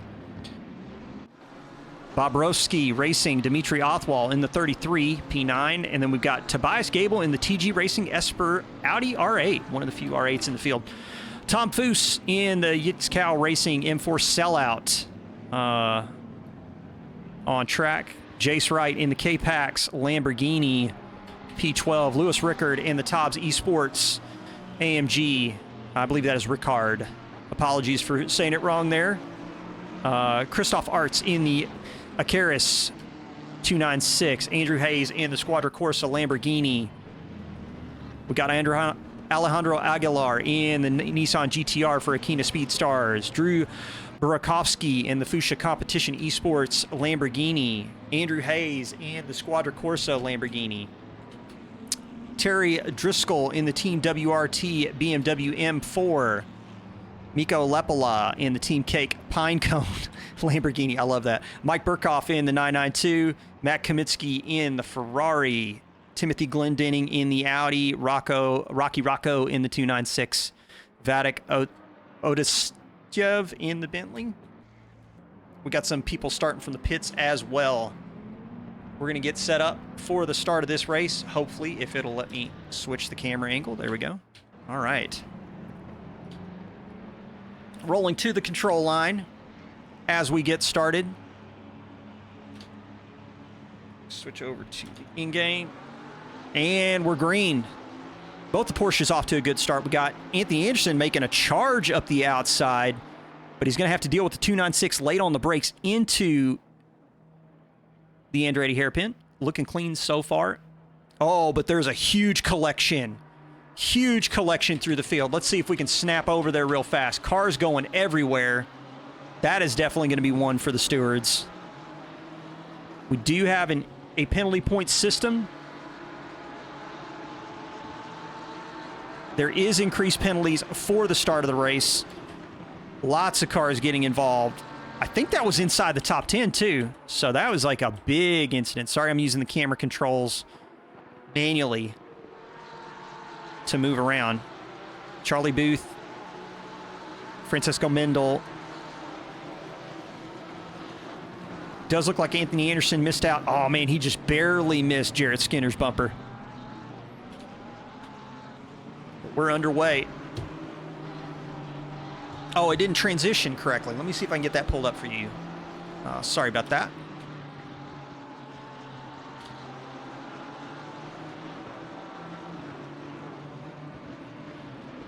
So we are off to the races, and it is a spicy meatball already. Reed and Lloyd Davies looks like he started from the pit lane. That might have been the better play given the amount of calamity that happened in Andretti hairpin on lap 1. Anthony Anderson diving deep into the Andretti hairpin, but overshoots big time. Jarrett Skinner just moves around on the switchback. He's going to keep the place. Looks like this is going to be pretty crazy. So we're gonna tune in from Anthony Anderson's perspective. B5 leading silvers, not surprised. B5's been strong. Had some pretty rough moments at Suzuka. I think Suzuka was a race where I think he ended up finishing. I can't remember if he ended up finishing on the podium or P4, but that was like a believe it or not, that was a salvage race for him because he had some moments. But kept it going. Didn't let it get him down.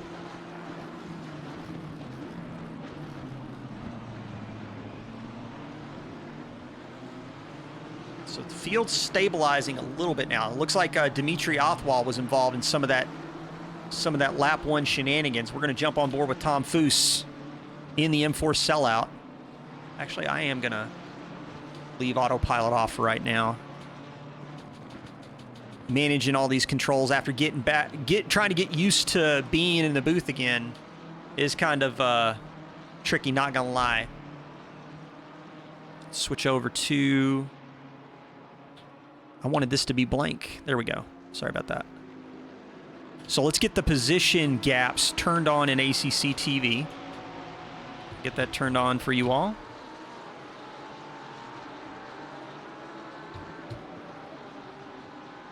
Round 2 underway.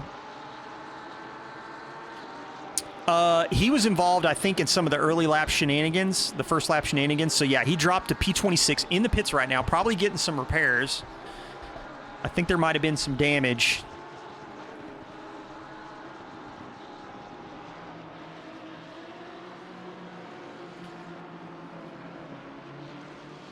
So, Tom Foose losing some ground now.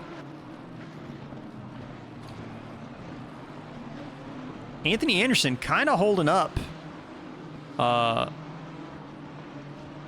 this crew a little. Actually, Jared Skinner dropping into Anthony Anderson's clutches now, so the field actually is kind of stabilized, although Anthony Anderson has a wide exit on turn 10, got into the gravel, and that pulls Gasolina.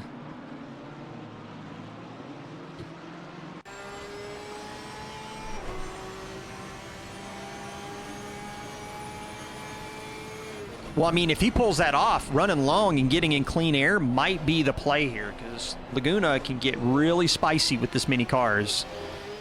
Both Gaz and Anthony Anderson go off track on the exit of turn 2. Through turn 3, full commitment from both of them. Just a little bit of touches of gravel here and there into turn 4. Jared Skinner has a big moment, big off. Keeps it out of the wall. Anthony Anderson going to move up the outside of turn 5's entry. Gasolina now in the rear view of Jared Skinner. Some good stuff right now. So this pocket of cars is really tight, but we're gonna jump to Dan, who just had a moment in the Aston.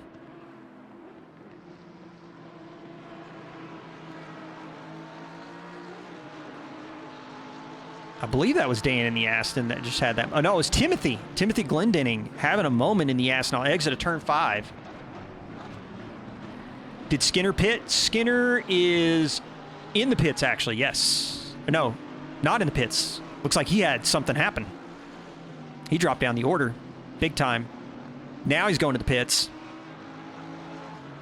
Yeah, something must have happened. There must have been contact maybe at the corkscrew or something. Get turned around, although he's got some steering problems. He barely even made the entry to the pits. So Jared Skinner, dramatic start to the race for him. So he's going to go to the pits and get serviced for the race. Let me get switched over to another battle. Terry Driscoll trying to chase down Jace Wright. Terry Driscoll in the 820 M4 offering.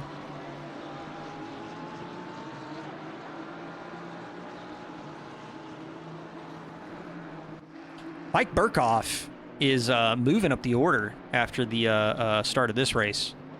Like, he has got... Actually, it's Dan that's moving up the order. So Timothy Glending is up 10 spots. Dan Gleeball's up 11. Burkhoff's up 1, but the reason why is we've just had, like, kind of some people from the back of the field swap with people in the middle of the field. So Burkhoff right now trying to chase down Louis Ricard in the AMG, which did get a power buff globally. Car off. Who was that? Let's see if we can figure that out. Was that Kamitsky?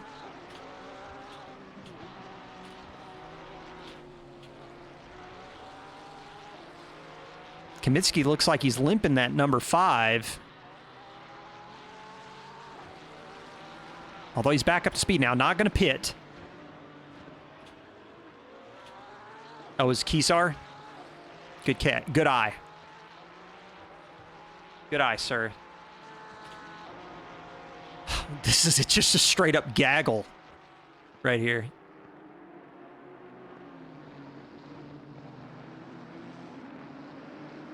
The margins are very small right here.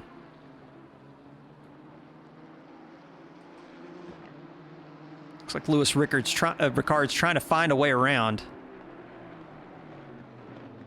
Into turn 5. He's got the inside line on the 74, who's going to have to back out of it. But Drew Burakovsky is going to stay in front of Lewis. Lewis is going to have to find another way around. Does look like up here in the battle in the top 5, Gasolina does find his way around B5. But B5 hasn't lost out because only difference in the top 5 right now is Jared Skinner's out. Gasolina's in at P4. So we got Francisco Mendel, Charlie Booth, Anthony Anderson, and Gasolina with Brandon Pfeiffer rounding out the top 5. Francisco Mendel right now is off in another world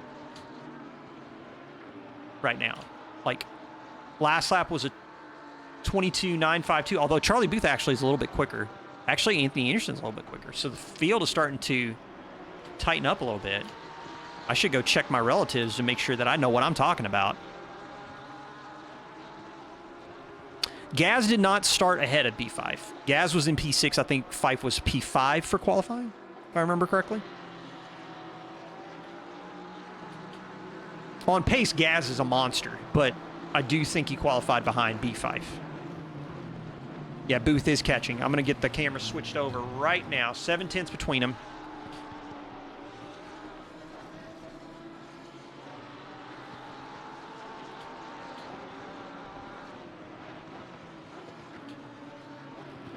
Jared Skinner now between the front runners after qualifying P3.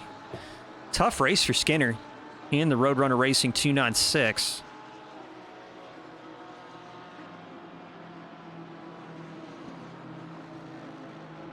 Charlie Booth really needs to clear Skinner as best he can.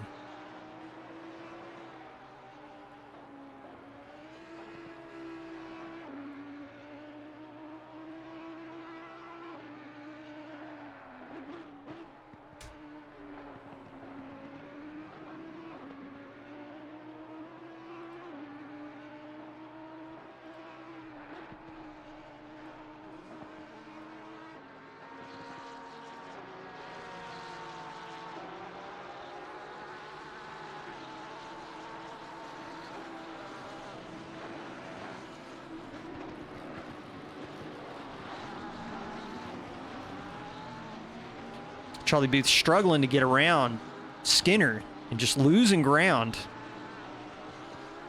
Yeah, John Gray has dropped a little bit. Is still in this kind of gaggle of cars with Matt Damon, Tom Foose.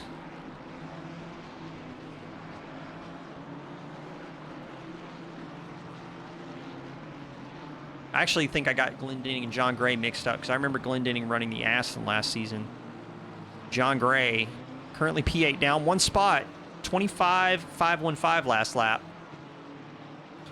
From a pace perspective, that is not going to keep up with Matt Damon, who pumped in a 23.727. Tom Foose, a 24.952 last lap. John Gray did pick up the pace, though, 23.877. So he's definitely had a moment last lap, but is starting to get his feet back under himself, trying to make a move. Brandon Pfeiffer, someone else who's trying to make some moves. Keeping Gasolina in touch. Looks like Vadik Ostadyev and Lewis Ricard might have had a moment. Let's see if we can go back and take a peek at that. Oh, it's this gaggle of cars. The lone Bentley in the field chasing down Lewis Ricard in the AMG. Splitting him and Mike Burkhoff. Burkhoff's been chasing down Lewis Ricard pretty much this whole race. Oh, corrective moment for one of the Lambos in the background. I think that was Drew Burakovsky. Oh, looks like the Bentley on the defensive into the corkscrew. I think Mike Burkhoff found his way around, though. Mikko Leppola almost died right there. People are really, really antsy in the corkscrew this race. Very different from last race. Last race, we saw mistakes in the corkscrew, but we didn't necessarily see a whole host of contact. But this race, I am seeing some people take some serious dives in the corkscrew.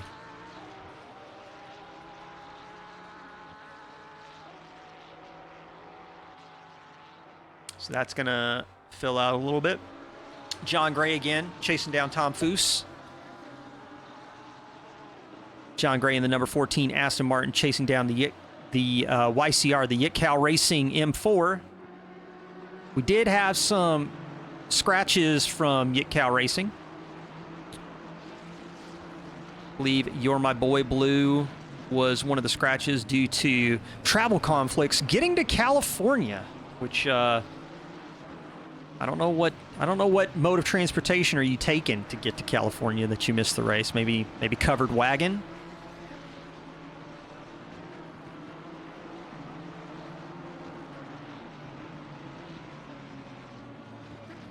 It happens, Calf. Don't sweat it, man. Mistakes happen all the time. Whoa, got the snip and then turned around and did some sim racing. That is commitment. That is big time commitment.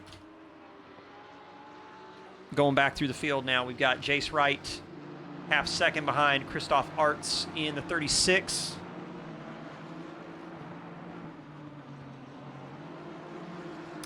Steadfast. So you're Ed Walsh. What did you think of the Evo 1? You like it?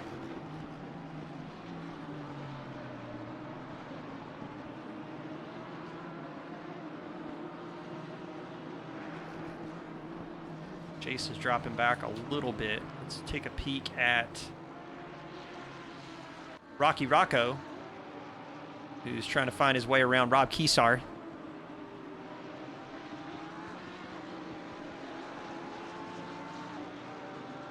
Not edgy and understeery. Well, interesting, because I thought oversteery would be considered more edgy than understeery. But that's also me.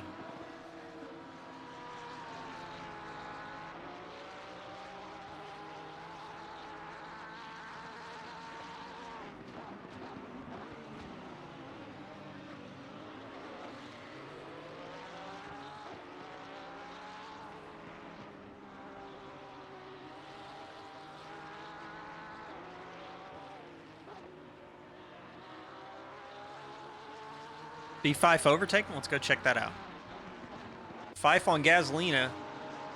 Looks like it happened, but I don't think it happened as like a normal pass. Something must have happened between either the two of them or Gaz had a moment, because Fife opened that gap up to about a second almost immediately. So I think something must have happened to Gasolina on track. Let's look through the field a little bit. We've got Gasolina about 6/10, so he has closed the gap down to about 4/10 pretty quick. Through the rest of the field. I want to try and see if I can find some more closeness.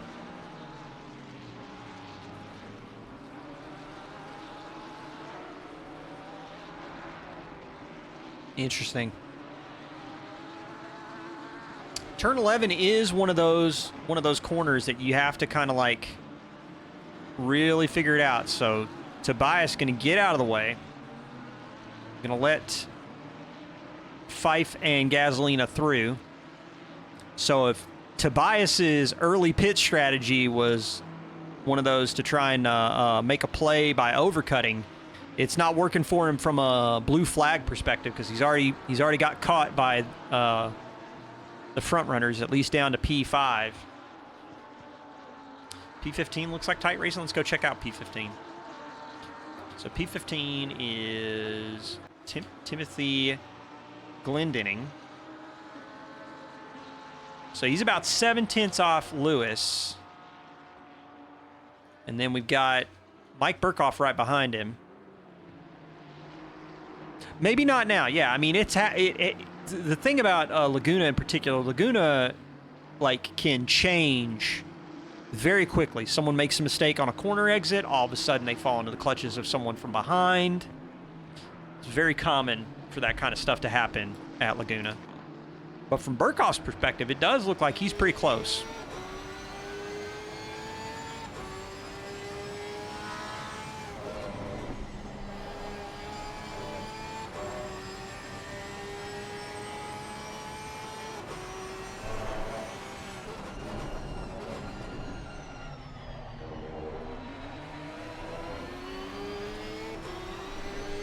Oh, is Timothy in the Audi this year?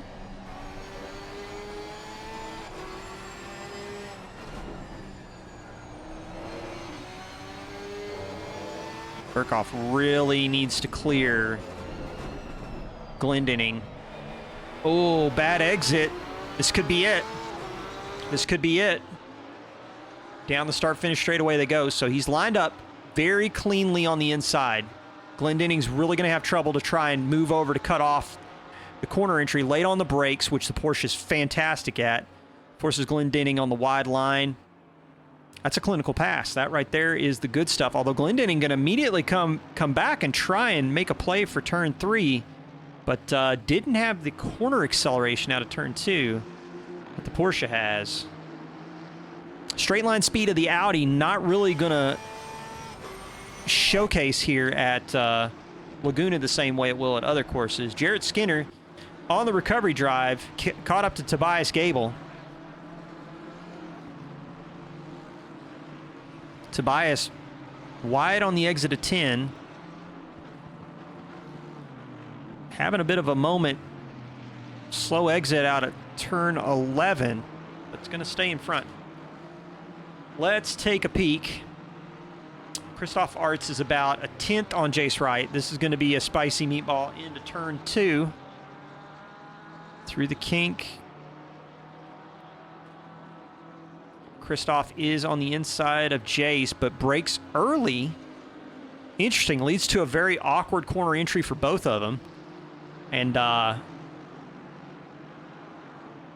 Jace manages to stay in front. Good battle between them. Got a good battle between Vadik. I'm going to learn how to pronounce your name correctly, Vadik, before the end of the stream. Ostityev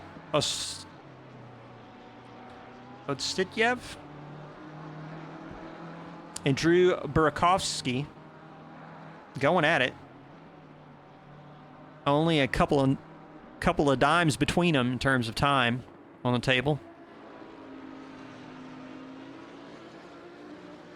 These two have been kind of like flip-flopping for a little while now. So, good race.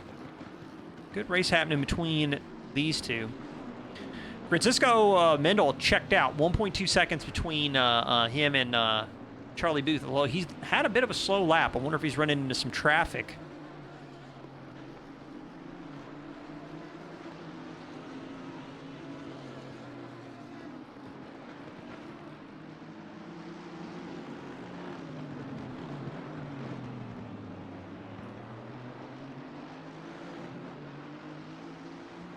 Is that the last gen Lambo? That's the Evo 1. Interesting choice. Zap, how you doing, man? So Vodic's going to stay out in front. Drew's going to have to try and get the car hooked up, figure out a way around.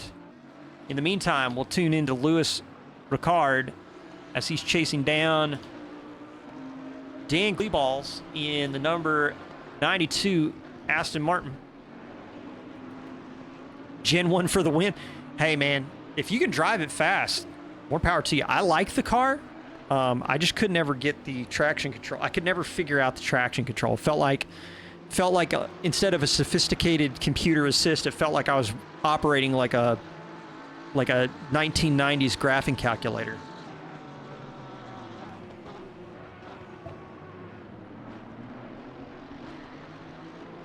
Take a brief moment, snack on something while we watch this fight between Lewis and Dan.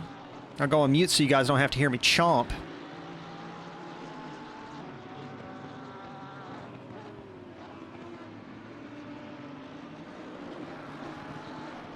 Dan really wants to get around Alejandro Aguilar, the lone GTR in the field. Got to clear him quickly, get a buffer between him and Lewis.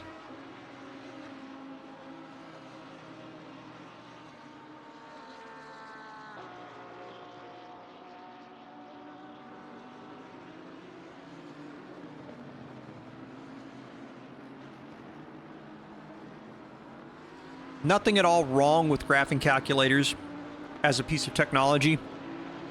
It's just when you think about the level of computing power in a smartphone now versus the amount of computing power in a graphing calculator, which I would consider probably one of the more advanced handheld devices back in the 90s, I think you would agree. We're talking about the difference between a chainsaw in terms of capability versus a butter knife.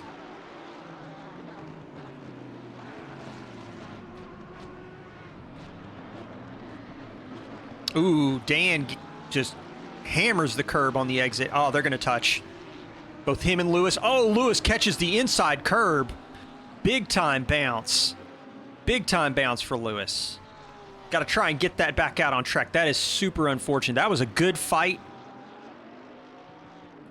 I just think that probably fighting a little too hard for that position after making that mistake, and it just compounded. So Dan definitely lost out on some spots. Looks like, although actually, no, he didn't. Oh yeah, he did. Alejandro Aguilar now pulling away. So no longer the case that he's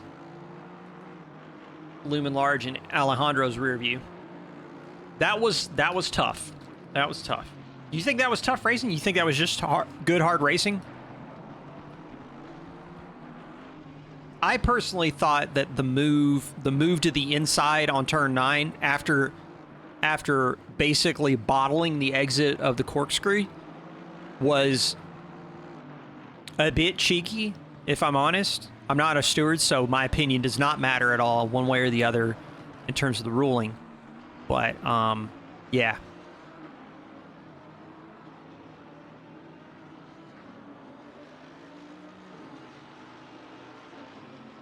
If you're no longer going for the gap, if you're no longer going for a gap that exists, well, here's the thing though.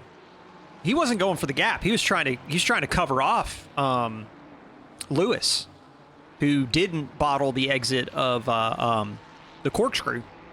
Was on the inside. To be honest, I didn't really feel like Lewis was even necessarily making a play for the move. Like he was slowing down. It's just he couldn't slow down enough by the time that it looked like Dan had moved over to cover him off. And I just think ultimately that was a miscalculation. Like it's not a move I would have made. Or maybe I would have made, but if I'd have made that move, in my opinion, I would have claimed to be at fault, personally. Somebody who's moving through the field right now, Matt Damon, in the 1-2-2. Last lap was a 23.035. Christoph Artz was a 25.260.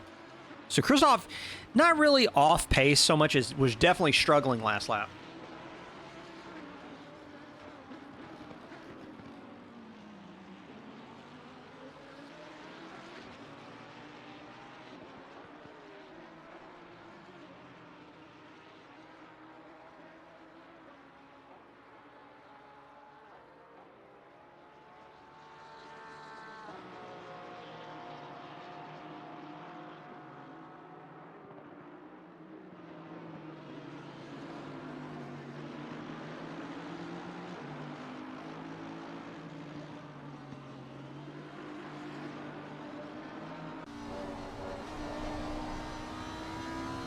Riding on board with Matt Damon. Let's see what Matt can do in Sector 2. Ooh, having some oversteer moment. That is definitely a little bit of that smartphone traction control not really doing his job for Matt Damon there.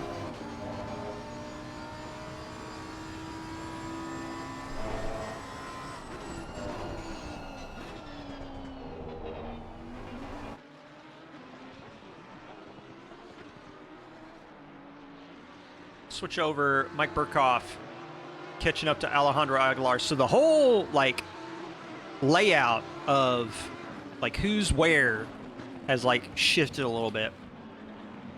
Alejandro a little further up in the order now, sitting P10, P11. Mike Burkhoff trying to make a play to get inside the top 10. Really pushing the line, trying to force a mistake from Alejandro. Looks like we've got Timothy Glendening in the background. Alejandro with a very pinched line on the exit of turn 11. Mike Burkhoff not really able to capitalize, but the acceleration of the Porsche just not able to be unlocked as they go down the start-finish straightaway and really try to make a play for it. Timothy Glendening does have to pay attention. Mikko Lapala in the background, not going away.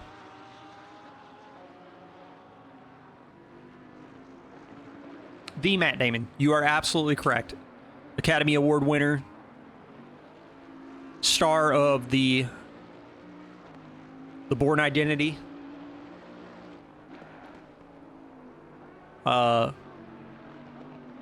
Poorly informed frontman for the FTX crypto exchange.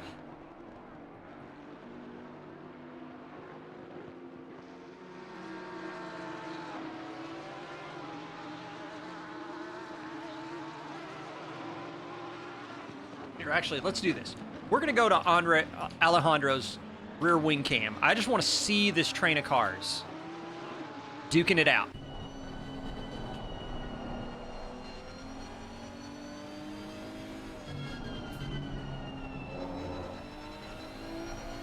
Well, the thing about Burkhoff's like a dog with a bone. So Timothy Glendening diving in for that mandatory pit stop. He's just not going to go away.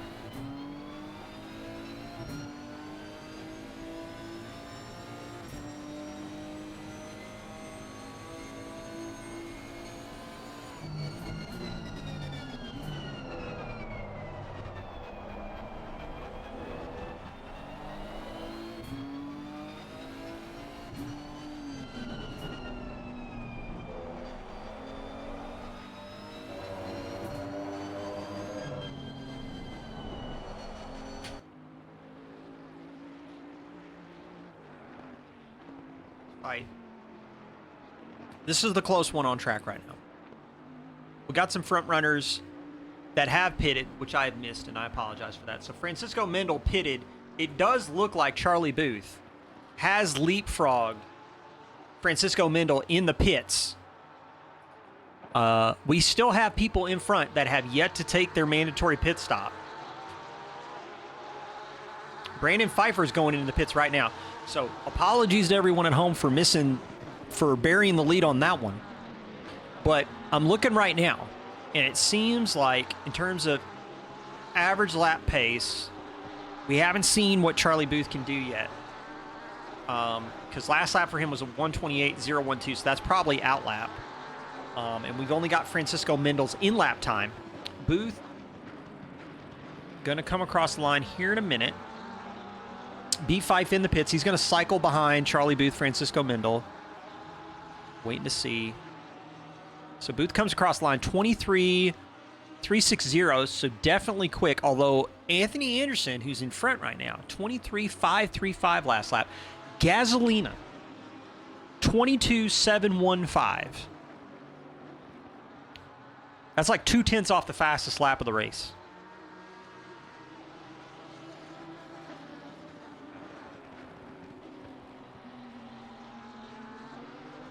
It does look like he's starting to pull away a little bit. Gap's about 1.2 seconds between Charlie Booth and Francisco Mendel.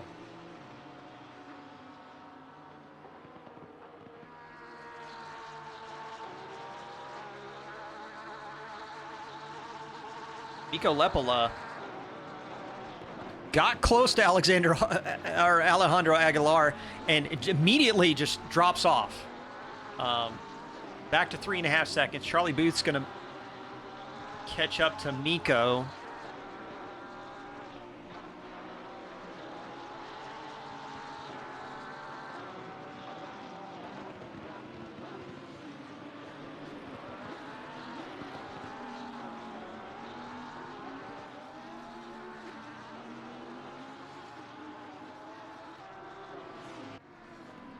We're going to settle in here for a minute while we watch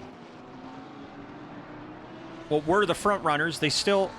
Cars in front still have yet to pull mandatory pit stops.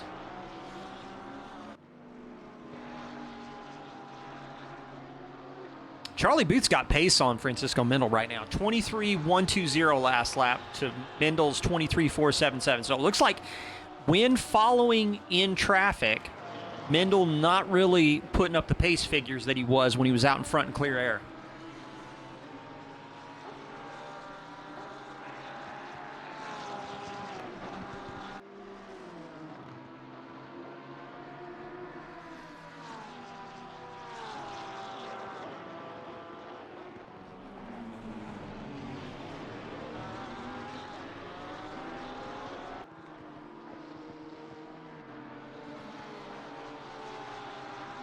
Matt Damon in the pits, the 1-2-2, pulled up the track map for everybody.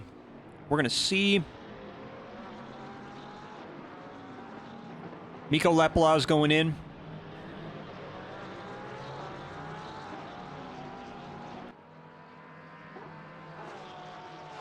So Booth and Mendel both cycle in front of Matt Damon.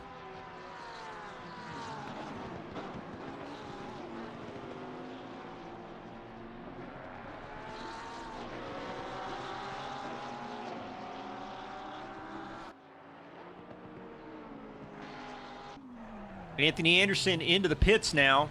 Here, we'll switch back to Charlie Booth real quick. Pull up that track map.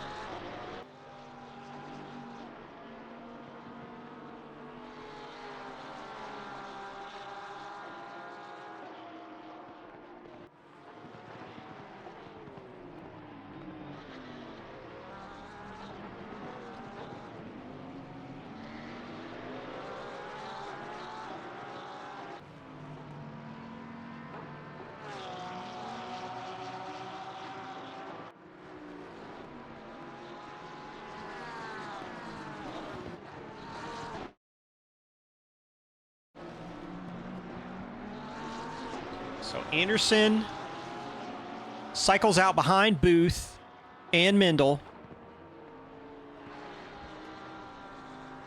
Stop go 30 for a pit lane infraction for Anthony Anderson. Very unfortunate.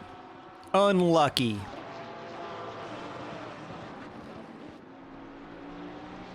There we go.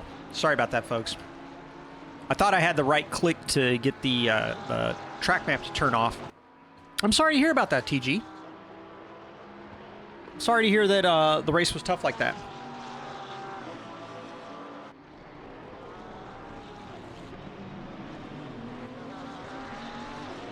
Hopefully you'll be back next week, man. You'll be stronger than you were this week, and we'll get to see you do some. It's a shame though. I do like seeing you race, sir.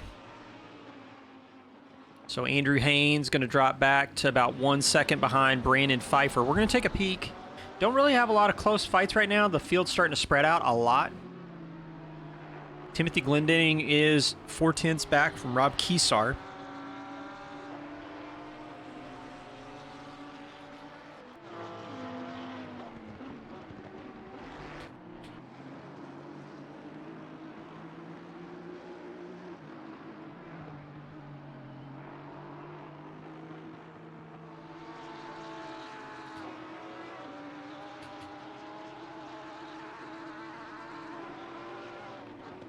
For the folks at home that care, Ferguson is up and about. He's like, I'm apparently too noisy. Just gonna... Oh, he's laying back down. Okay. He's like, just a brief moment. For just a brief moment, I thought I was going to be murdered by my cat, but...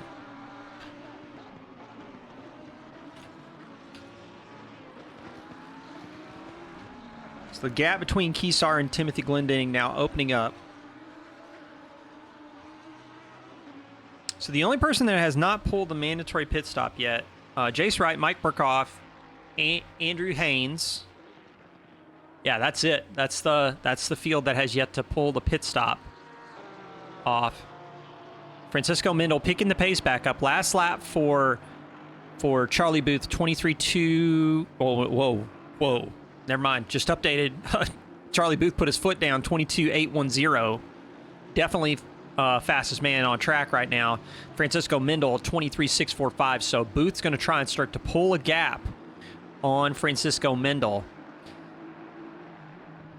Gasolina lost out big time in the pit stops, it looks like. Let me check the spotter guide real quick. Gasolina, man, that is a huge pit stop time. So just box time alone, we're looking at 37.09 seconds for Gasolina. Andrew Haynes off track. Looks like that's on the exit of turn 4. Gonna have to try and find his way back on track. Anderson serving that stop-go 30 now. He's going to fall down the order. That's going to be a huge loss in positions for Anthony Anderson. Huge loss. What are even the Metacars right now? Apologies for not seeing that Freddie pad for a little bit. Let me get switched back over to the fight between Matt Damon and Christoph Artz. I would say the Metacars right now, 992, 296. Probably top of the meta, for sure. Yeah, Catitude. But yeah, it's the 992 and the 296 Ferrari are top of the. Yeah, the Maka. The Maka. We're still waiting for the post 192 patch world to kind of settle, Freddie. So the new Evo Mark 1 might be a good car for the meta right now. Ed Walsh did phenomenal in it in the AM Pro Am split. Matt Damon finds his way around Christoph Artz. Let's take a look at. I mean, Greedush, I'd agree with some of that. I feel like it's still too new to find out if the new Maka is really going to upset the meta, and I would not put the Evo 2 ahead of the 992 or the 296. Just based on averages across the tracks themselves, the Lambo is not outperforming the 296 or the 992 consistently, from what I've seen at least. So M4 is pretty strong. Was largely untouched from the patch, the most recent patch. Switch over. Anthony Anderson, after cycling out of the pits for the stop-go behind Jarrett Skinner. Both these guys qualified inside the top 4, and both these guys are scrapping for inside of the top 10. So bad luck for both of them, but hopefully they'll get some good points out of this race. Move on to round 3, which is going to be Kyle Lamy in a week, by the way. B5 for the podium right now is real. The podium hype for Fife is real right now. Anthony showing him the nose.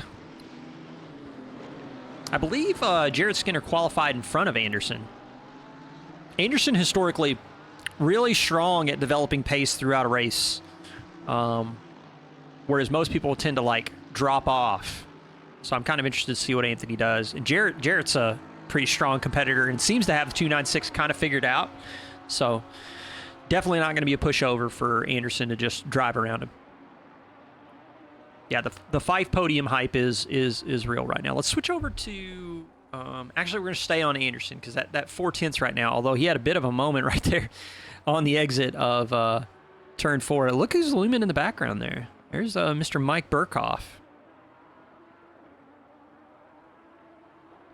Oh, Matt Kaminsky is half second off Dimitri Othwal. I think that was a pass on Othwal to get around Kaminsky, but we'll hang here for a minute. See what Matt and the number 5 can do. 17 minutes exactly left in round 2 of season 6. The new era, Box 3 Motorsports. This one's brought to you by Next Level Racing and SimTrack USA.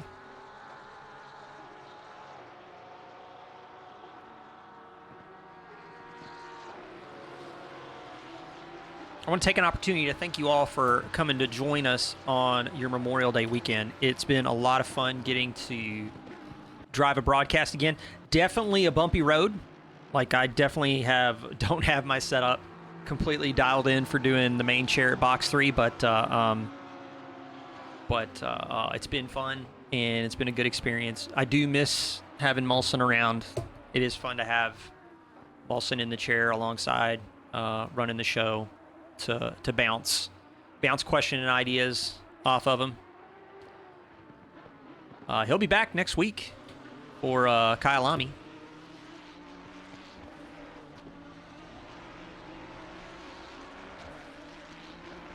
Matt Damon closing in on Jace Wright. Anthony Anderson's closing in on Jarrett Skinner again. Let's see if he can actually get the move done into the corkscrew. These two, I think, came together in the corkscrew. I think this is actually where we're turning to the scene of the crime, potentially.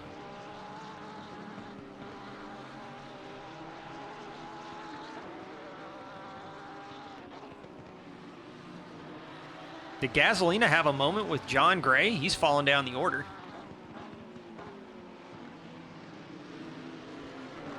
Gasolina's performance was really strong up until this point.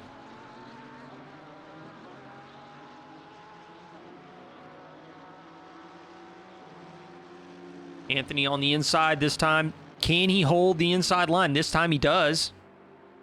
Jarrett Skinner on the switchback, though. I think the more optimal line from Anthony Anderson is going to get him far enough ahead to hold the corner in turn 3. And now if Anthony Anderson wants to hang on to this position, he really needs to start to stretch his legs through Sector 2 and try and get some space between him and Jarrett Skinner.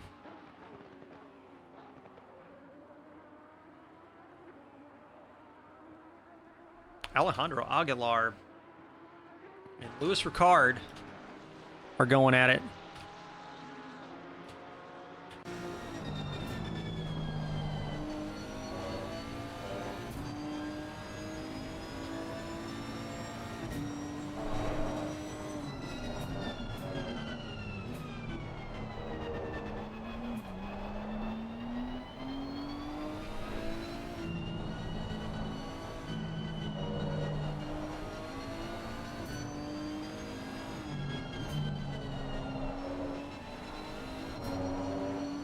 Although, looks like he is starting to lose some time to Lewis. Lewis driving off. Lewis is just driving off.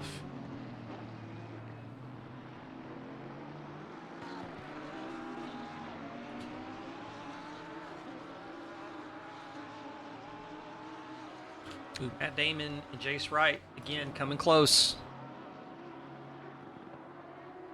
Exit of turn 5. Matt Damon playing it conservative, did not want to charge up the inside into the kink. How competitive is this field? I think it's pretty competitive. So you had Matt Damon, who is I think the race winner for round 1. I need to go back and double check my notes. Currently in P8.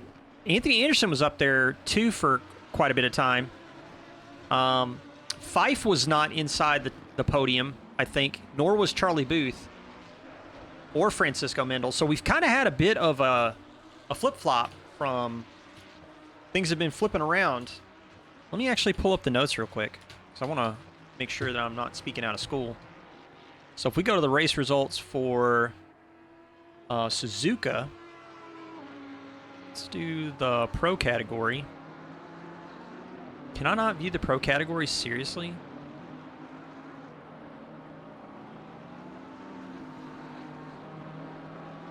Well, that's really unfortunate. Let's just go to Pro-Am. Okay. Or, excuse me, Pro. So, Pro category, Matt Damon had the race win in round 1. Anthony Anderson was second. Tobias Gable came in third. Jake Wells is a scratch for this week. Tom Foose was not in the mix for a podium spot. So, Francisco Mendel and Charlie Booth, P7, P9, respectively. Yet they're fighting for top spots in this field at Laguna, which, I mean, it's a really strong track for their cars, right? 992 is pretty good around here. Yeah, Mendel is really driving the doors off that thing. Let's actually check. Yeah, 22.400 for the fastest, which is pretty big. Although best from Charlie Booth, for whatever reason, didn't get calculated at 22.365. I wonder if he touched off track or something like that and it didn't officially count as purple for him. But Charlie's got some pace in hand.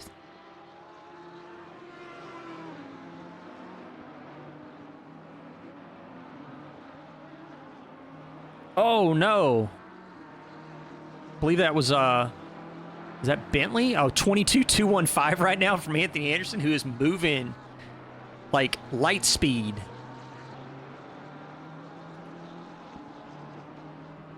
That is wild, dude. Mike Burkhoff, Jared Skinner going at it.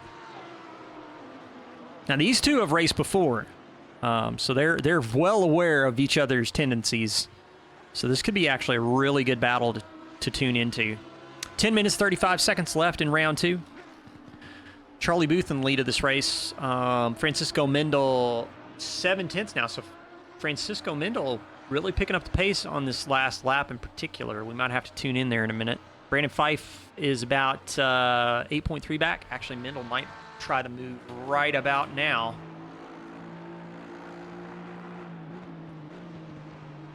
Mendel had an excellent exit out of turn 2 and turn 3.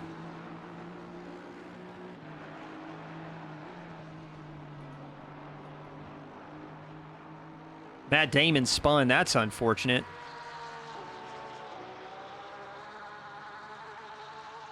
Although it looks like from a positions perspective, it just dropped him back behind Christoph Artz, which really isn't that big of a drop. I mean, it's 14 seconds, don't get me wrong, but or not 14 seconds. Yeah, 14 seconds. But still, I mean, decent recovery. Still in for some good points because there's 3 silver class drivers ahead.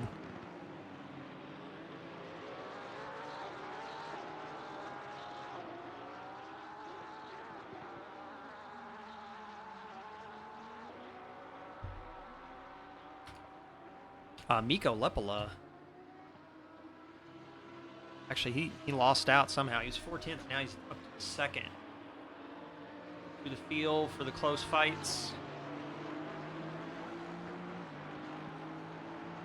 You're not looking forward to Kyle Lamy? Why is that? What car are you driving?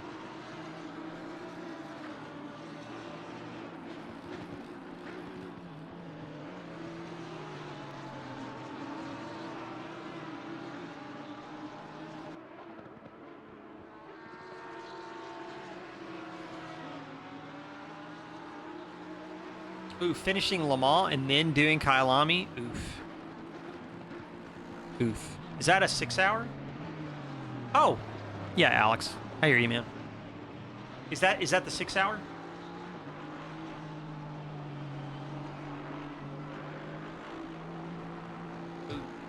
Ooh, this is big. This is big. Francisco closed the gap back down now to within a half second. You're doing a 24? I thought that iRacing didn't do the 24 anymore in Le Mans.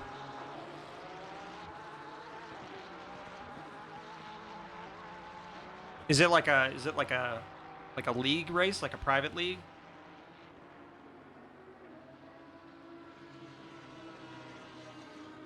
Majors 24. Okay, understood.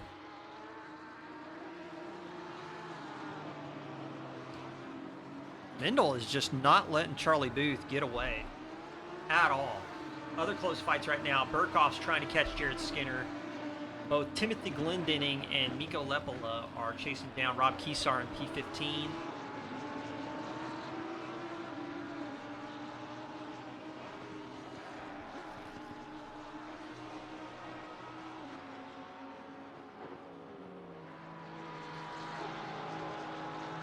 Mendel was so close.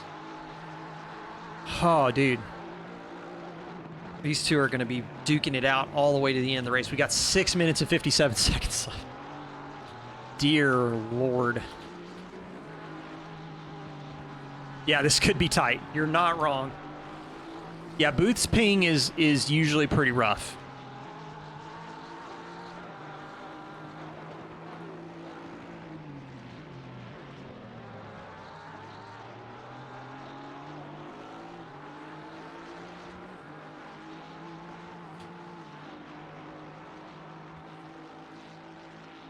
So Matt Damon's already taken about 4 seconds out of Christoph Arts.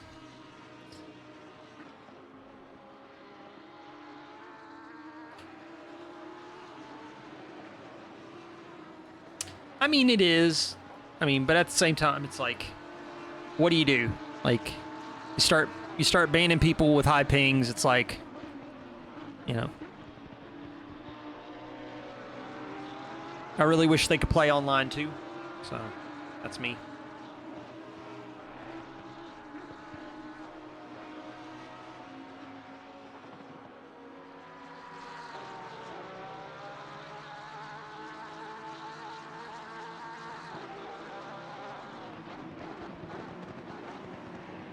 Oh, I'm sure. Like, New Zealand is like, it's tough just because of the server location and stuff. But Mendel's just gonna have to. He's just gonna have to try it. If he either wants to finish second or he's gonna have to really do something. Because in terms of like the pace figures, like it's there. Like he's stuck behind.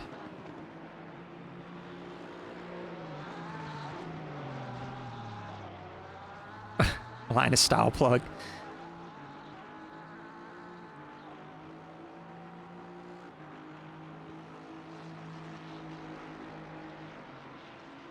Yeah, I think he's just gonna have to go for it. Like if he wants to win, he's just gonna have to pick a moment, get a good exit, and go for it. Like that's all there is to it. That's all there is to it. He's gonna have to line himself up clearly and make it known that he's gonna maybe like chuck it up the inside or something, and then just, you know, try to get as far enough along on the inside so that if Booth does move over, they both don't benefit in that scenario. Like, I'm not advocating that people go wreck one another. It's just that in situations like this, it's like you understand the car in front of you is struggling with ping. You find your way through it. That's a good exit out of turn 10. Here, let's actually go from Francisco's perspective. And again, the reason why we're really laser focused on this right now is this is for the lead of the race. We do have some other really good fights going on, though. We got Matt Damon did find their way around. Christoph Arts moved up into P8. Mike Burkhoff, 4/10 back from Jarrett Skinner, and Mikko Lepala is trying to find his way around Timothy Glendenning.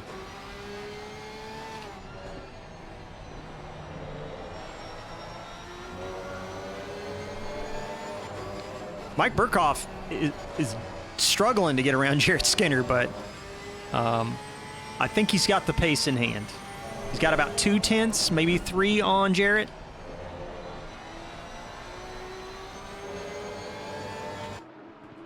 Here, let's do this. Let's get that rear wing shot.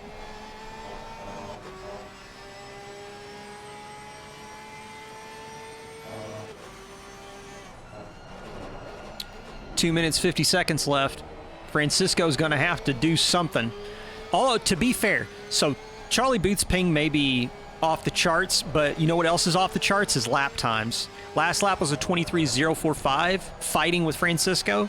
Francisco 23.1.1. So we're talking 600ths of a second between them right now. And that looks like Glendenning off at turn 11. I think that might have been Glendenning and Mikko Leppola coming together.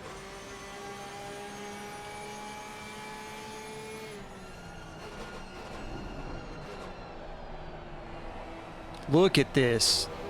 On the exit. Just right there. Got some traffic in front. That's Mikko Leppola.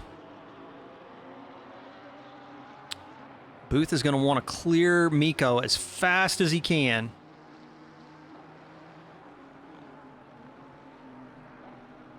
Mikko's going to slow down. Is he going to let... Yeah, lets them both by. Good lad.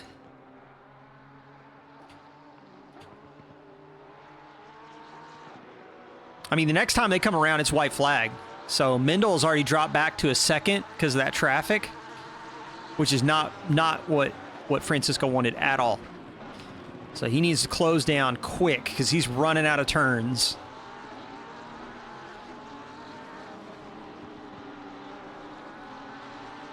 They're going to cross the line with 94, excuse me, not 94s. Let's do 54 seconds. Let's see. Oh, so close. 57 seconds. I thought it was going to be 54.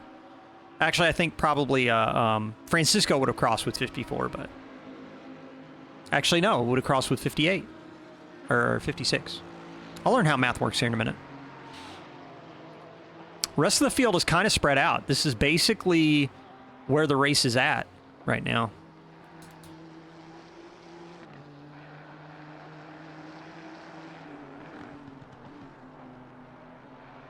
One of the things that is a disappointment for me for this race is I missed the moment when Charlie Booth took the lead of this race. I'm trying to do...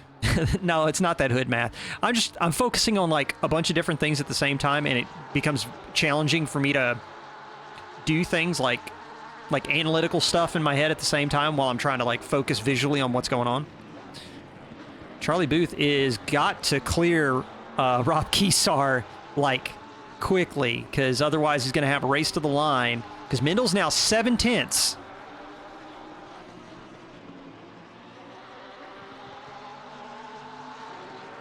Is Kesar really going to challenge the inside? Oh my goodness. Okay. I don't think it's enough. I think Charlie Booth's going to take the win, and he does. Charlie Booth, Francisco Mendel, P1, P2 respectively. Let's switch over to...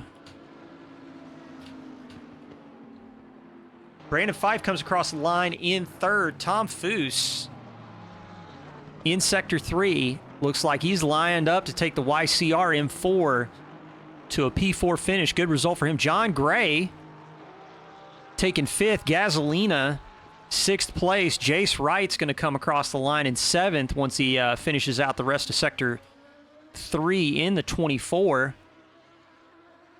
Yeah, it was a good race. It was a good race. It was spicy. I think there's going to be a lot of penalty review for sure. Matt Damon coming across the line in 8th place. I'm kind of curious in terms of positions gained what that is. I think that is... No, even. Pretty much even. Anthony Anderson, Christoph Arts.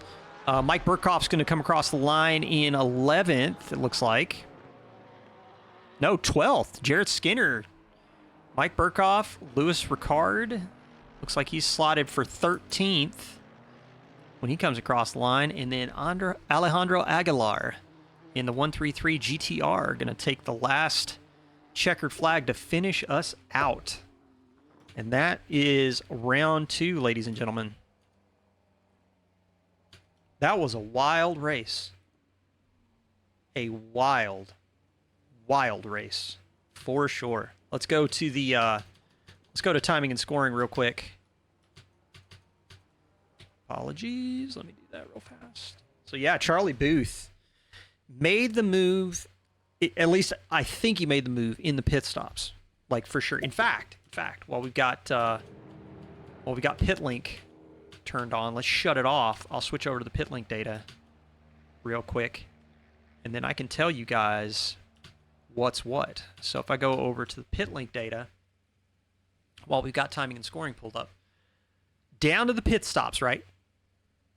20 laps from Charlie Booth, first stint. Francisco Mendel, 21 laps. Average lap time for Charlie Booth, a 22.884.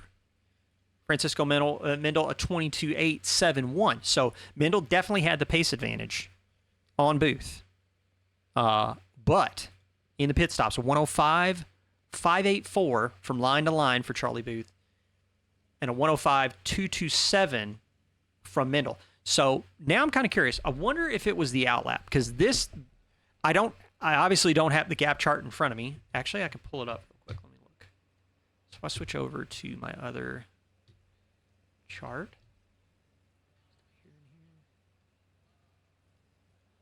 You guys can't see what I'm working on. Apologies. So it was after the pit stop. It looks like in the same lap could have been cold tires, but Mendel got it done on his, or not Mendel, Booth got it done on his outlap, which is impressive. That is impressive. Wow. All right, well, that's going to be the race. Let me switch over to here real quick, and we're going to close this show out. I want to thank you all so much for Vadik. I love you too, bud. I love you too, bud. All right, anyway. This was a lot of fun. This was a lot of fun getting to run the big chair for Box 3. I'm glad I got to do it.